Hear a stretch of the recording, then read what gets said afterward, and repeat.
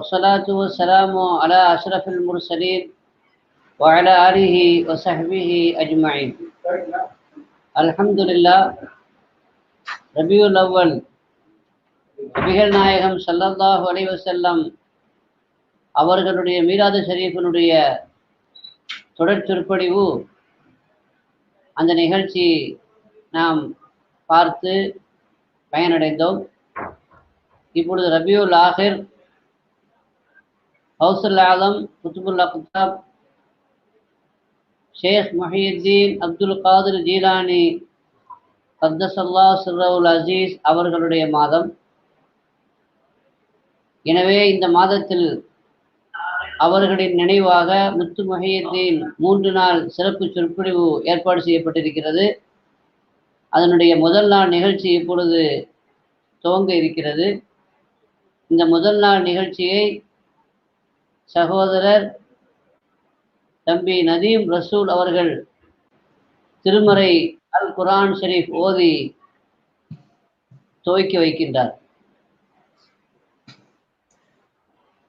أعوذ بالله من الشيطان الرجيم. بسم الله الرحمن الرحيم. سبح اسم ربك الأعلى الذي خلق فسوى والذي قدر فأخرج المرعى فجعله غثاء أحوى سنقرئك فلا تنسى إلا ما شاء الله إنه يعلم الجهر وما يخفى ونيسرك لليسرى فذكر إن نفعت الذكرى فيذكر من يخشى ويتجنبها الأشقى الذي يصلى النار الكبرى ثم لا يموت فيها ولا يحيا قد أفلح من تزكى وذكر اسم ربه فصلى بل تؤثرون الحياة الدنيا والآخرة خير وأبقى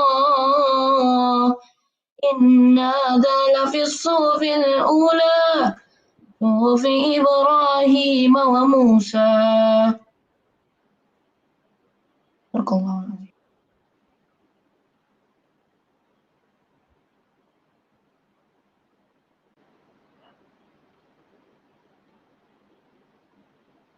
هو الحبيب الذي ترجى شفاعته لكل هول من الأهوال مقتحم. مولاي صل وسلم دائما أبدا على حبيبك خير الخلق كلهم.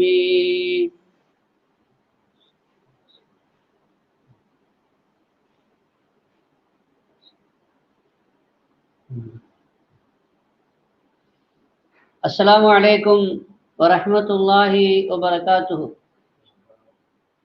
अल्हम्दुलिल्लाहि रब्बिल आलमीन अदद खल्क़िही व ज़िनत अर्शिही व रिज़ा नफ्सिही व मिदाद कलिमातिही.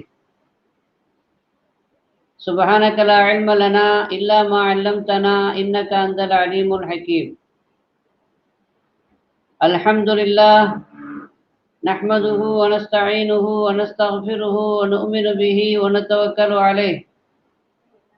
नऊज़ु बिल्लाहि मिन शुरूरि अंफुसिना व मिन सय्यिआति अअमालिना. मन यहदिहिल्लाहु फला मुदिल्ल लहु व मन युद्लिल्हु फला हादिय लहु. व अशहदु अन ला इलाहा इल्लल्लाहु वहदहु ला शरीक लहु وأشهد أن سيدنا ومولانا محمدا عبده ورسوله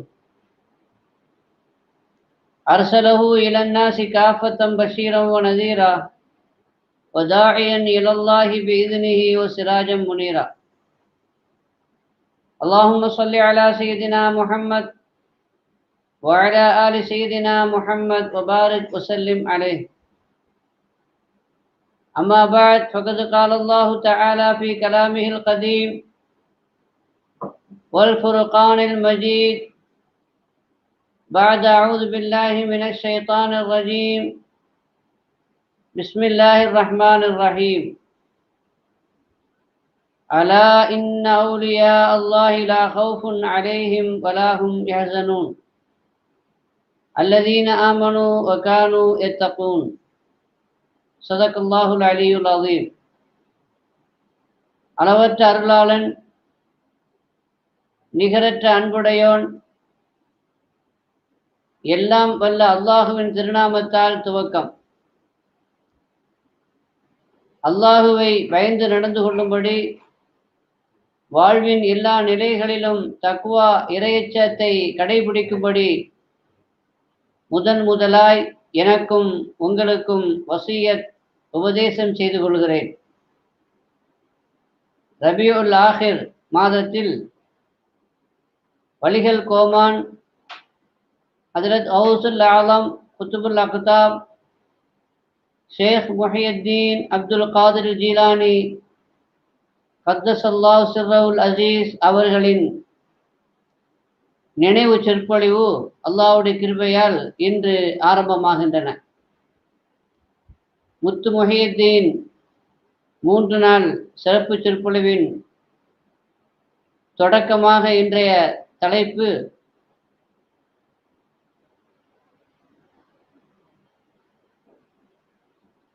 முதல் பக்கம். கௌசுல் ஆலம் அப்துல் காதிர் ஜீலானி கத்தஸல்லாஹு சிர்ரஹுல் அசீஸ் அவர்களுடைய இந்த 3 நாள் சொற்பொழிவை முதல் பக்கம், நடுப்பக்கம், நிறைவு பக்கம் என்று 3ஆக பிரித்து சில செய்திகளை உங்களோடு பகிர்ந்து கொள்ள அல்லாஹ் தௌஃபீக் செய்வானாக. முதல் பக்கத்தில் தொடக்கம் நன்னாயால் ஒடுக்கம் நன்னாகும் என்ற தலைப்பில் இந்த உரை இன்ஷா அல்லாஹ் அமைந்திருக்கும். நபிமார்களிலே நபிகள் நாயகம் ரசூலை கரீம் ஸல்லல்லாஹு அலைஹி வஸல்லம் அவர்கள் தனிச்சிறப்பு மிக்கவர்கள். மலக்குமார்களில் வானவர் கோமான் ஹஜ்ரத் ஜிப்ரீல் அலைஹிஸ்ஸலாம் தனித்துவம் மிக்கவர்கள் என்பதைப் போல, சஹாபாக்களில் ஹஜ்ரத் சையதுனா அபூபக்கர் சித்திக் ரலியல்லாஹு அன்ஹு அவர்கள் முதன்மையானவர்கள். இந்த வகையில் வலிமார்களில் முதன்மையானவர், தனிச்சிறப்புக்குரியவர்கள் என்று சொல்லப்படுகிற, என்று உலக மக்களால் ஏற்றுக்கொள்ளப்பட்டிருக்கிற, வலிமார்களால் அங்கீகரிக்கப்பட்டிருக்கிற, முஸ்லிம் சமூகம் ஏற்றுக்கொண்டிருக்கிற ஒரு மிகச்சிறந்த இறைநேசர் கௌசுல் ஆலம் முஹியுத்தீன் அப்துல் காதிர் ஜீலானி கத்தஸல்லாஹு சிர்ரஹுல் அசீஸ் அவர்கள். அவர்களுடைய வரலாற்றை நாம் பார்த்தால், பொதுவாக வலிமார்களில் பிரபல்யமான வலிமார்களுக்கு வரலாறுகள் உண்டு. அந்த வரலாற்றிலே பல்வேறு செய்திகள், அவர்களை பற்றிய பதிவுகள் இருக்கிறது. ஆனால் கௌசுல் ஆலம் முஹியுத்தீன் அப்துல் காதிர் ஜீலானி கத்தஸல்லாஹு சிர்ரஹுல் அசீஸ் அவர்களை பற்றியுள்ள வரலாற்று பதிவுகளைப் போல வேறு எந்த வலியுல்லாவுக்கும் இல்லாத அளவிற்கு நிறைவான செய்திகளை அது உள்ளடக்கி இருக்கிறது என்பது வரலாற்று ஆய்வாளர்களின் கருத்து. அல்லாமா இப்னு தைமியா அவர்கள் கூட கௌசுல் ஆலத்தை பற்றி சொல்லுகிற பொழுது, வலிமார்களில் கௌசுல் ஆலம் முஹியுத்தீன் அப்துல் காதிர் ஜீலானி கத்தஸல்லாஹு சிர்ரஹுல் அசீஸ் அவர்களுடைய கராமத்துகள் பதிவு செய்யப்பட்டதை போல இன்றளவிற்கு அதிகமாக வேற எந்த வலியுல்லாவுக்கும் பதிவு செய்யப்படவில்லை என்று அவர்கள் தங்களது பதிவில குறிப்பிடுகிறார்கள். அந்த அளவிற்கு வரலாற்று ஒளியில் மின்னக்கூடிய வலிகள் கோமானை பற்றி, அவர்களை பற்றிய சில குறிப்பிட்ட சில செய்திகளை நாம் பரிமாறிக்கொள்கிற பொழுது நம்முடைய வாழ்க்கை பிரகாசமடையும். கேட்கிற மக்களுடைய இதயமும் சொல்கிற என்னுடைய இதயமும் பிரகாசமடையும். அல்லாஹ் தௌஃபீக் செய்வானாக.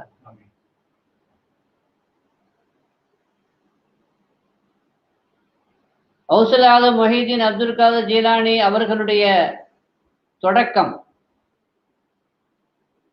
அதை நாம் இங்கே விரிவாக சொல்ல வேண்டிய தேவையில்லை. அது வசதி அதற்குரிய நேரமும் இல்லை என்றாலும் சுருக்கமாக சொல்ல வேண்டும் என்றால், ஹலாலான உணவு முதல் விஷயம். இரண்டாவது, உண்மையை உரைக்க வேண்டும். மூன்றாவது, தாயாருடைய துஆ. நாலாவது, தாயாருக்காக வேண்டி எப்பொழுதும் அவர்கள் துஆ செய்து கொண்டிருப்பது. இந்த நான்கும் தான் அவர்களுடைய தொடக்க புள்ளியாக ஆரம்பமாகிறது. இதனுடைய பிரதிபலிப்பு நடுப்பக்கத்திலும் நிறைவு பக்கத்திலேயும் பிரதிபலிப்பதை, ஜொலிப்பதை நாம் பார்க்க முடியும். அந்த வகையில கௌசுல் ஆலத்தினுடைய தொடக்கத்தை நாம் சிந்திக்க வேண்டும். நபிமார்களில் நபிகள் நாயகம் ஸல்லல்லாஹு அலைஹி வஸல்லம் அவர்கள் பிறப்பதற்கு முன்பே இந்த உலகத்திற்கு வந்த எல்லா நபிமார்களும், எல்லா தீர்க்கதரிசிகளும் நமது உயிரினும் மேலான உத்தம நபி ஸல்லல்லாஹு அலைஹி வஸல்லம் அவர்களை பற்றி நற்செய்திகள் சொன்னார்கள். அவரவர்களுடைய சமூகத்தாருக்கு சொன்னார்கள். அந்த கூட்டத்திலே அவர்கள் வரமாட்டார்கள் என்றாலும் அவர்களுடைய மகோன்னதத்தை, அவர்களுடைய மகத்துவத்தை பிரதிபலிக்கின்ற வகையில் ஆதம் அலைஹிஸ்ஸலாம் தொட்டு ஈசா நபி அலைஹிஸ்ஸலாம் அவர்கள் வரை அவர்களை பற்றிய முன்னறிவிப்பும் நற்செய்தியும் சொல்லாத நபி இல்லை என்று சொல்லலாம். அதை போல வலிகள் கோமான் கௌசுல் ஆலம் முஹிதீன் அப்துல் காதர் ஜீலானி அவர்களை பற்றி அவர்களுக்கு முன்பே உலகத்தினுடைய பிரசித்தி பெற்ற வழிமார்கள்,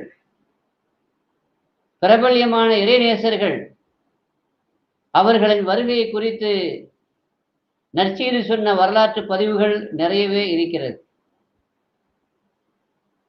ஹிஜ்ரி 470 பிறந்த அப்துல் காதர் ஜீலானி கத்தஸல்லாஹு சிர்ரஹுல் அசீஸ் அவர்களை பற்றி ஹிஜ்ரி 188 261 இடையில் வாழ்ந்த மிகப்பெரிய இறைநேசர் அபு யஸீத் பிஸ்தாமி ரஹ்மத்துல்லாஹி அலைஹி அவர்கள் முன்னறிவிப்பு செய்திருக்கிறார்கள், நன்மாராயம் சொல்லியிருக்கிறார்கள். பிற்காலத்திலே ஒரு வழி தோன்றுவார். அவர் மகோன்னதமானவர். எல்லா வழிமார்களுடைய தோளிலும் என் பாதம் இருக்கிறது என்று பிரஸ்தாபிப்பார். அவர் வரக்கூடிய காலம் அண்மிவிட்டது என்று சொன்னார்கள். அதுக்கு அடுத்தடுத்த எல்லா காலத்திலேயும் அவர்களை பற்றிய முன்னறிவிப்பு சொல்லப்பட்டது. சுருக்கமாக அடுத்த கட்டத்தில் 215 298 இடையிலே வாழ்ந்த செய்யது தாயிஃபா என்ற அடைமொழியோடு அழைக்கப்படுகிற சூஃபியாக்களுடைய தலைவர் ஹஜ்ரத் ஜுனைதுல் பக்தாதி கத்தஸல்லாஹு சிர்ரஹுல் அசீஸ் அவர்களும் இந்த முன்னறிவிப்பை செய்திருக்கிறார்கள். இப்படி எல்லா வழிமார்களாலும் நற்செய்தி சொல்லப்பட்ட, முன்னறிவிப்பு செய்யப்பட்ட ஒரு மகான் தான் ஷேக் அப்துல் காதர் ஜீலானி கத்தஸல்லாஹு சிர்ரஹுல் அசீஸ் அவர்கள். அவர்கள் வாழ்க்கையை நாம் புரட்டி பார்த்தால் உமா நபி ஸல்லல்லாஹு அலைஹி வஸல்லம் அவர்களுடைய வரலாற்றில் நிகழ்ந்த பல்வேறு சம்பவங்களை இங்கேயும் பார்க்க முடியும். எல்லா நபிமார்களுக்கும் வழங்கப்பட்ட முஅஜிசாவை ஊமா நபி ஸல்லல்லாஹு அலைஹி வஸல்லம் அவர்களில் நாம் பார்க்க முடியும் என்பதை போல பெருமானார் ஸல்லல்லாஹு அலைஹி வஸல்லம் அவர்களின் வாழ்க்கையில் நடந்த வரலாற்று சிறப்புக்குரிய சில அதிசயங்கள் கௌசுல் ஆலம் முஹியுத்தீன் அப்துல் காதிர் ஜீலானி கத்தஸல்லாஹு சிர்ரஹுல் அஸீஸ் அவர்களுடைய வாழ்க்கையிலையும் நிகழ்ந்திருக்கிறது. இதை இப்படியும் எடுத்துக்கொள்ளலாம்.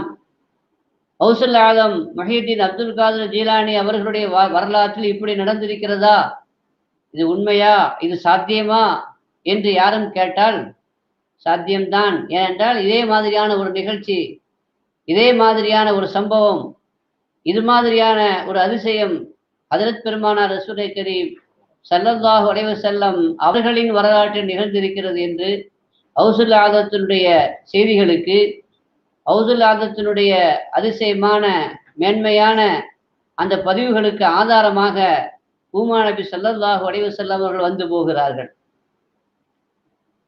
எனவே ஆதாரத்தினுடைய வெளிச்சத்தில், ஆதாரத்தினுடைய தெளிவிலே போற்றப்படுகிற கௌசுல் ஆலம் முஹியுத்தீன் அப்துல் காதிர் ஜீலானி அவர்களுடைய ஆரம்பம், அவர்களுடைய உன்னதம் பெருமானார் ஸல்லல்லாஹு அலைஹி வஸல்லம் அவர்களுடைய பேரப்பிள்ளைகள் ஹசன் ஹுசைன் இருந்து ஆரம்பமாகிறது. அந்த பரம்பரையிலே வந்தவர்கள்தான் ஹஜ்ரத் அபூ சாலிஹ் ரலியல்லாஹு அன்ஹு அவர்கள். நமக்கெல்லாம் தெரிந்த ஒரு செய்தி, ஒரு நாள் கடும் பசியினால் ஆற்றிலே மிதந்து வந்த ஒரு ஆப்பிள் பழத்தை எடுத்து தின்று விடுகிறார்கள். சாப்பிட்டு முடித்த பிறகு, இது உரியவருடைய அனுமதி இல்லாமல் நாம் சாப்பிட்டு விட்டோமே, அவருடைய அனுமதி இல்லாமல் இது ஹலாலாகாதே என்று அவர்களுக்கு கவலை ஏற்படுகிறது, வருத்தம் ஏற்படுகிறது, கைசேதம் உண்டாகிறது, பதறி போகிறார். பொதுவாக பசி கொடுமையினால எதையும் சாப்பிடலாம் என்றாலும் கூட, இது மாதிரி கேட்பாரற்று வரக்கூடியதை சாப்பிட்டால் கேள்விகளுக்கு இல்லை என்றாலும் கூட, ஒரு மரத்திலே இருக்கின்ற பழம், அதை நாம் கல்லால் அடித்து அல்லது அதன் மேலே ஏறி அதை திருட்டுத்தனமாக பறிப்பதுதான் கூடாது. ஆனால் கீழே விழுந்து கிடக்கிறது, கீழே விழுந்து கிடக்கிற ஒரு கனியை அதை காவலர் வைத்து அதை சேகரிப்பதற்குண்டான ஏற்பாடுகள் செய்யப்படாத பட்சத்தில், கீழே விழுந்து கிடக்கிற ஒரு கனியை, கேட்பாரற்று கிடக்கும் ஒரு கனியை கடுமையான பசியில் இருப்பவர் சாப்பிட்டால் மார்க்கத்தின் அடிப்படையில் பிழை இல்லைதான் என்றாலும், வேண்டுதலின் உச்சத்தில் வாழ்ந்த அந்த மகான் ஸல்லல்லாஹு அலைஹி வஸல்லம் அவர்களின் பரம்பரையில் வந்துவிட்ட அந்த செய்து சாதாத் அவர்களுக்கு மனசில நெருடல் ஏற்படுகிறது.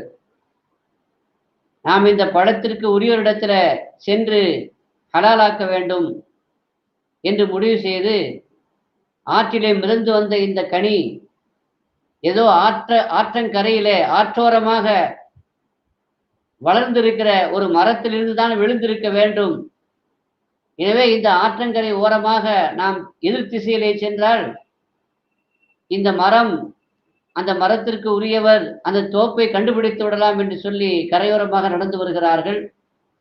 அப்பொழுது ஒரு தோட்டம், அந்த தோட்டத்திலே ஒரு ஆப்பிள் மரம், அதனுடைய ஒரு கிளை ஆற்றை தொட்டு கொண்டு இருக்கின்ற அளவிற்கு தாழ்ந்த நிலையில் இருக்கிறது.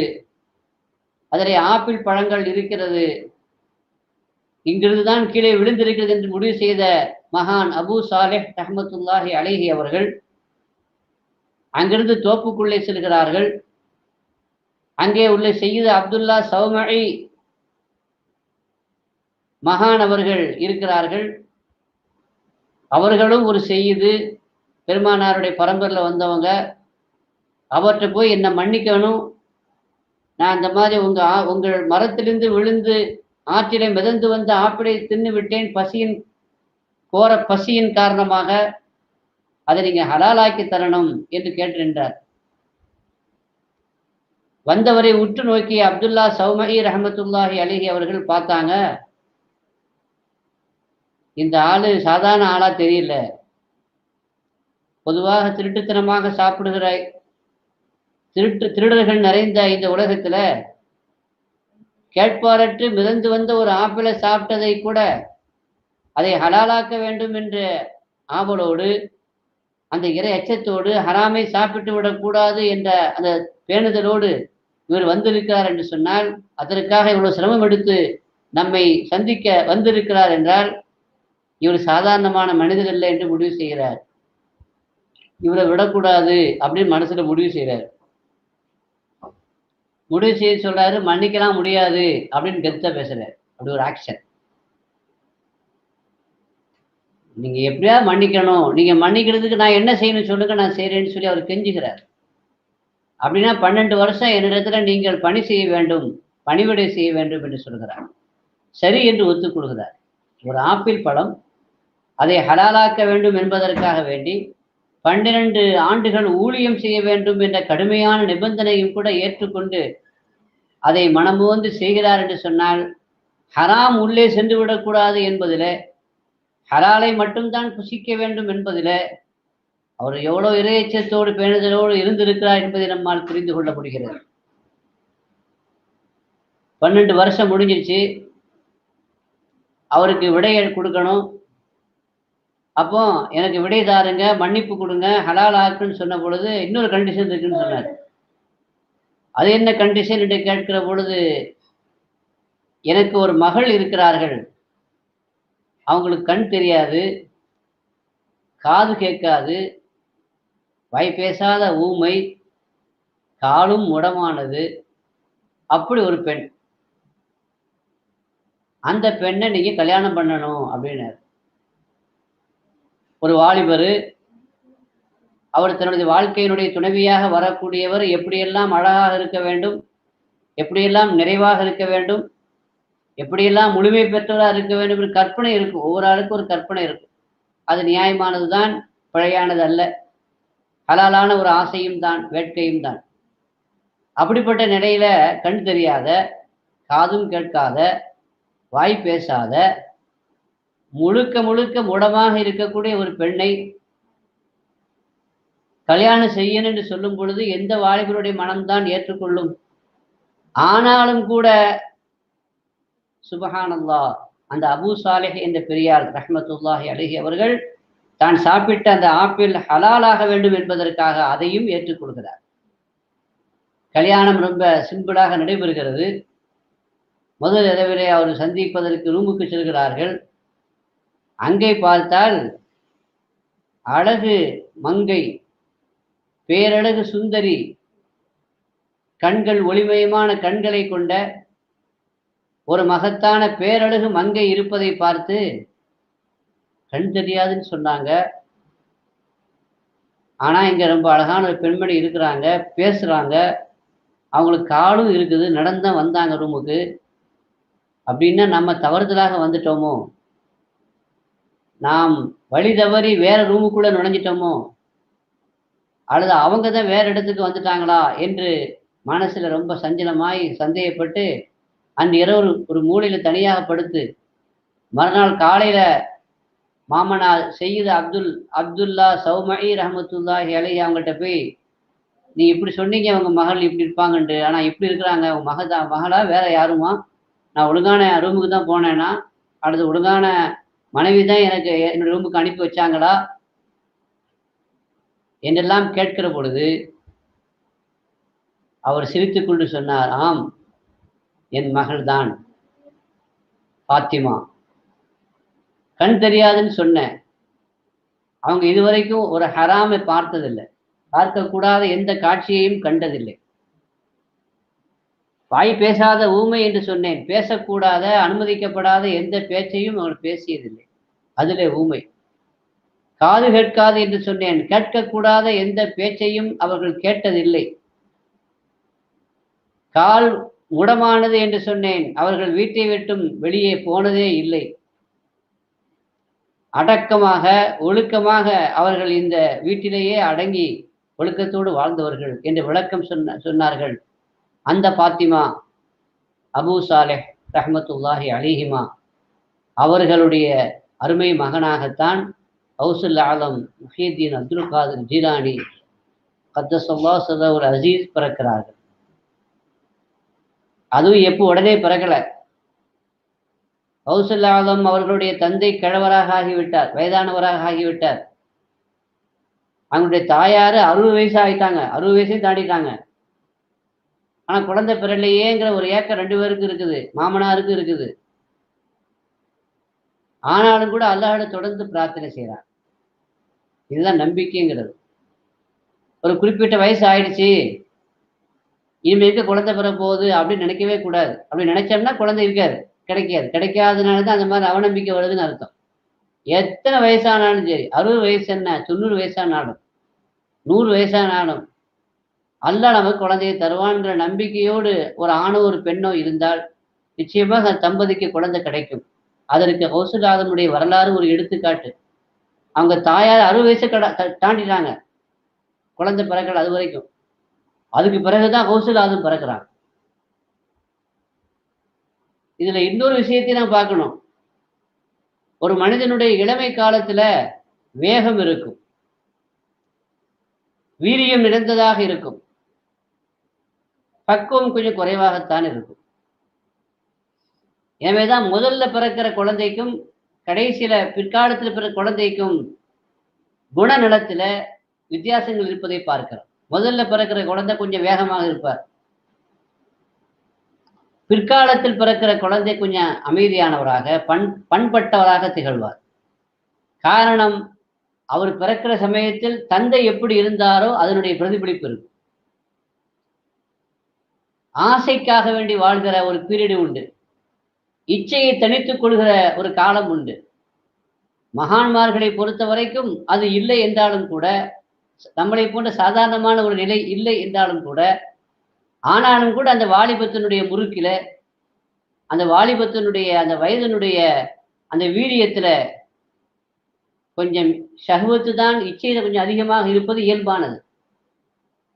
அல்லாஹ் ஜல்ல ஷானஹு தஆலா பக்குவம் அடைந்த பிறகு, தாய் 60 வயசை கடந்த பிறகு, தந்தை அதுக்கு பிறகும் வயசான பிறகு பக்குவம் அடைந்த நிலையிலே ஒரு குழந்தையை கொடுக்கிறான் என்றால் இங்கேதான் நாம் சிந்திக்க வேண்டும்.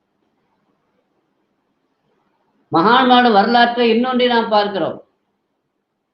வாலிபராக இருக்கிற பொழுது கல்யாணம் செய்வதில்லை.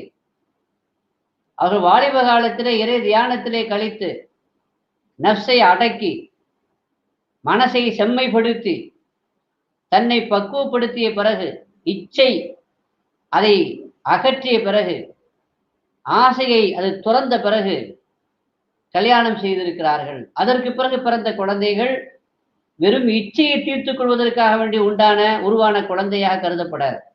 எனவே அந்த குழந்தைகள் எல்லாம் மகான்மார்களாக இந்த வரலாற்றிலே உலகத்திலே அவர்கள் மின்னினார்கள். காஜா நாயகம் கல்யாணம் செய்தது அப்படித்தான். 40-50 வயசுக்கு பிறகு கல்யாணம் பண்ணாங்க. வழிபாடு வரலாற்றை பார்க்கிறோம். ஹைர். ஆக பக்குவமடைந்த நிலையிலே கௌசுல் ஆலம் முஹியுத்தீன் அப்துல் காதிர் ஜீலானி அவர்கள் இந்த உலகத்திலே அவதரிக்கிறார்கள். ஹிஜ்ரி 470 அவதரிக்கிறார்கள். ஜீலான் நகரிலே அவர்கள் பிறக்கிறார்கள். ஜீலான் அப்படிங்கிறது ஈராக்ல உண்டான ஒரு ஊர். பகதாதிலிருந்து 400 மைல்களுக்கு அப்பால் 1 மாத தொலை தூரத்திலே அமைந்திருக்கிறது. அது இப்போதைய அமைப்பில் ஈரானில், அந்த ஜீலான்கிறது ஈரானிலே இருக்கிறது. அந்த ஊரிலே அவர்கள் பிறக்கிறார்கள். இன்னொரு அறிவிப்பின்படி பகதாதுக்கு அருகிலே ஒரு ஜீலான் என்ற ஒரு ஊர் இருந்தது. ரொம்ப பக்கத்திலே அந்த ஊர் இருந்தது. அந்த ஊர் தான், அந்த ஊர்ல இருந்து தான் பிறந்தாங்கன்னு வரலாறு உண்டு. ஆனா முதல்ல சொன்ன விஷயம் தான் பிரபல்யமான வரலாறு. ஆக அந்த ஊர்ல இருந்து அவர்கள் இது சையீத் அப்துல்லா சௌமஇ அவர்கள் மாமனாராக இருக்கிறாங்க. அவங்களுடைய பேரனாக பிறந்த கௌசுல் ஆலம் முஹியுத்தீன் அப்துல் காதிர் ஜீலானி கத்தஸல்லாஹு சிர்ரஹுல் அசீஸ் அவர்கள் குழந்தையாக இருக்கிற பொழுதே ஒழுக்கத்தோடு, அதாவது இறை நினைவோடு, பிறந்த உடனேயே அவர்கள் பகல் காலங்களிலே நோன்பு நோக்கவில்லை, பகல் காலங்களிலே பால் அருந்துவதில்லை. மகரிபுக்கு பிறகுதான் பால் அருந்துவார்கள். காரணம், அங்க பிறந்தது நோன்பு மாசம். பிறந்த குழந்தையாக இருக்கும் பொழுதே அவர்களுடைய மகோன்னதம் அதிசயம் தொடங்கிவிட்டது. பெற்றோர்கள் கண்டு ரொம்ப அதிசயித்து ஆனந்தப்பட்டார்கள். மறு வருஷம் பிறை மேகமூட்டத்தால் தெரியாத பொழுது இன்று பிறை இல்லை என்று கருதி நோன்பு வைக்காமல் இருந்தார்கள். மறுநாள் ஹவுசுல் ஆலம் அவருடைய வீட்டுக்கு வந்து அம்மாவிடம் விசாரித்த பொழுது, என்னுடைய மகன் இன்று பகல்ல நோன்பு, அதாவது சாப்பிடல, பால் குடிக்கல, அதனால நோன்பு வச்சிருக்கிறாரு போன வருஷம் மாதிரி. அப்படின்னா இது நோன்பு தான் அப்படிங்கிறத இதை வச்சு கன்ஃபார்ம் செய்யக்கூடிய அளவிற்கு அது பிரபல்யமானதாகவும் இருந்தது. இங்கே நாம் சிந்திக்க வேண்டும். ஹவுசுல் ஆதத்தினுடைய வரலாறு ஒரு ஹலாலான உணவிலிருந்து தொடங்குகிறது. தூய்மையான தம்பதிகள் அவர்கள், நல்ல குடும்பம், பாரம்பரியமிக்க குடும்பம், குடும்பம் மட்டுமல்ல ஒழுக்கமான வாழ்வியல் வாழ்ந்தவர்கள், பரிசுத்தமானவர்கள், அவர்களுக்கு பிறந்த குழந்தை. இதனுடைய குணத்தை அந்த குழந்தையிடத்திலே பார்க்க முடியும். பிறந்த பொழுதே, குழந்தையா இருக்கும் பொழுதே நோன்பு வைக்கின்ற அந்த குழந்தை படிக்கிற காலத்துல மற்றவர்கள் ஒரு வாரம் எடுத்துக்கொள்கிற விஷயத்தை கூட இந்த சிறுவர் ஒரு நாளில் மனனம் செய்து விடுவார், தஹ்பீஸ் பண்ணி விடுவார். குர்ஆனை மிக குறுகிய காலத்திலே அவர் மனப்பாடம் செய்து விட்டார். இங்கே நாம் 2 விஷயத்தை நாம் எண்ணி பார்க்க வேண்டும். இந்த ஆற்றல் கௌசுல் ஆலமுக்கு எப்படி வந்தது? சின்ன வயசிலேயே ஒரு கராமத்தை நிகழ்த்தக்கூடிய நல்ல மரண சக்தியை உடைய பரிபக்குவமான நிலையில் அந்த குழந்தை எப்படி உருவானது என்றால், குழந்தை வளர்ப்பு என்பது நாம் விளங்கி இருக்கிறோம், குழந்தை பிறந்த பிறகுதான் ஆரம்பமாகிறது என்று விளங்கி இருக்கிறோம். இங்குதான் நாம் தவறு செய்கிறோம். குழந்தை வளர்ப்பு என்பது குழந்தை பிறந்த பிறகு ஆரம்பிப்பதில்லை. அந்த குழந்தையினுடைய தாயை தேர்ந்தெடுப்பதில், அதாவது நாம் கல்யாணம் செய்திருக்க நம்முடைய மனைவியை தேர்ந்தெடுக்கிறோம் பாருங்க, அப்பவுமே குழந்தை வளர்ப்பு ஆரம்பமாகிவிடுகிறது. ஏன்னா நீங்க வாழ்வதற்குண்டான துணையை மட்டும் நீங்கள் தேர்ந்தெடுக்கவில்லை, உங்களுக்கு பிறக்கப் போகிற குழந்தையினுடைய தாயை தேர்ந்தெடுக்கின்றீர்கள். எனவே நீங்கள் மனைவியை தேர்ந்தெடுக்கிற பொழுது அழகு இருக்கலாம், வசதியும் கூட இருக்கலாம், அது எல்லாவற்றையும் விட ரொம்ப கவனிக்க வேண்டியது ஒழுக்கம் இருக்கிறதா என்பதைத்தான். எனவேதான் நபிகள் நாயகம் ஸல்லல்லாஹு அலைஹி வஸல்லம் சொன்னார்கள், இந்த உலகத்துல ஒரு பெண் சாதாரணமாக திருமணம் செய்யப்படுவது அவளுடைய ஜமாலிகா, அவருடைய அழகுக்காக வேண்டி, ஒளி நசபிகா அவருடைய குடும்ப பாரம்பரியத்திற்காக வேண்டி, ஒளி மாலிகா அவருடைய செல்வத்திற்காக வேண்டி. இதெல்லாம் நடக்குது, இதெல்லாம் தப்பில்லை. ஆனா இதை மட்டும் பார்க்கக்கூடாது. ஃபல்ஃபர் பிதாத்தி தீன், ஒழுக்கமுள்ள தீன்தாரியான ஒரு பெண்ணை கல்யாணம் செய்து நீங்கள் வெற்றி பெறுங்கள் அப்படின்னு சொன்னாங்க ஸல்லல்லாஹு அலைஹி வஸல்லம். எனவே நாம் மனைவியை தேர்ந்தெடுக்கிற பொழுது சாலிஹான பெண்ணா என்பதற்கு முதலிடம் கொடுக்க வேண்டும், ஒழுக்கமான பெண்ணா என்பதை நாம் பார்க்க வேண்டும், பாரம்பரியமான குடும்பத்தில் பிறந்த, குடும்பத்தில் உதித்த பெண்ணா என்பதையும் கவனிக்க வேண்டும். ஏனென்றால் ஜீன்கள் என்று ஒன்று இருக்கிறது, இப்படி சொல்லுகிறார்கள், அந்த மரபணு. உயர்ந்த குடும்பத்தில் அவர்களில் இருக்கக்கூடிய அந்த ஜீன்கள், மரபணுக்கள் உயர்ந்த அம்சங்களை கொண்டதாக இருக்கும். அதே நேரத்தில் சாதாரணமான குடும்பத்தில் சேற்றிலே முளைத்த செந்தாமரை பார்ப்பதற்கு அழகாகத்தான் இருக்கும், ஆனால் சேற்றிலே முளைத்து இருக்கிறது. அது மாதிரி சில குடும்பங்கள் பார்ப்பதற்கு சில பெண்கள் ரொம்ப அழகாக இருப்பார்கள், கவர்ச்சியாக இருப்பார்கள், ஆனால் அவருடைய குடும்பம், அதனுடைய பேக்ரவுண்ட் அவ்வளவு விருப்பத்திற்குரியதாக திருப்திகரமாக இருக்காது என்றால், மார்க்கப்படி அது தப்பில்லை என்றாலும் கூட அந்த ஜீன்களுடைய பாதிப்பு இல்லாமல் இருக்க. இதை இஸ்லாம் அன்றே நமக்கு தெளிவுபடுத்தியது. நபிகள் நாயகம் ஸல்லல்லாஹு அலைஹி வஸல்லம் சொன்னார்கள், பல்வேறு செய்திகளை நமக்கு சொல்லித் தந்திருக்கிறார்கள். உத்லுபு மவாதிஅல் அக்ஃபா லினுதஃபிக்கும், உங்கள் விந்துகளை அதற்காக வேண்டிய ஒரு சிறந்த இடத்தை தேர்ந்தெடுத்துக் கொள்ளுங்கள். உங்கள் விந்தை எங்கே செலுத்துவது, தஹையரு என்று சொல்கிறார்கள். ஒரு ஹைரான இடத்தை தேர்ந்தெடுங்கள் அந்த விந்தை செலுத்துவதற்கு.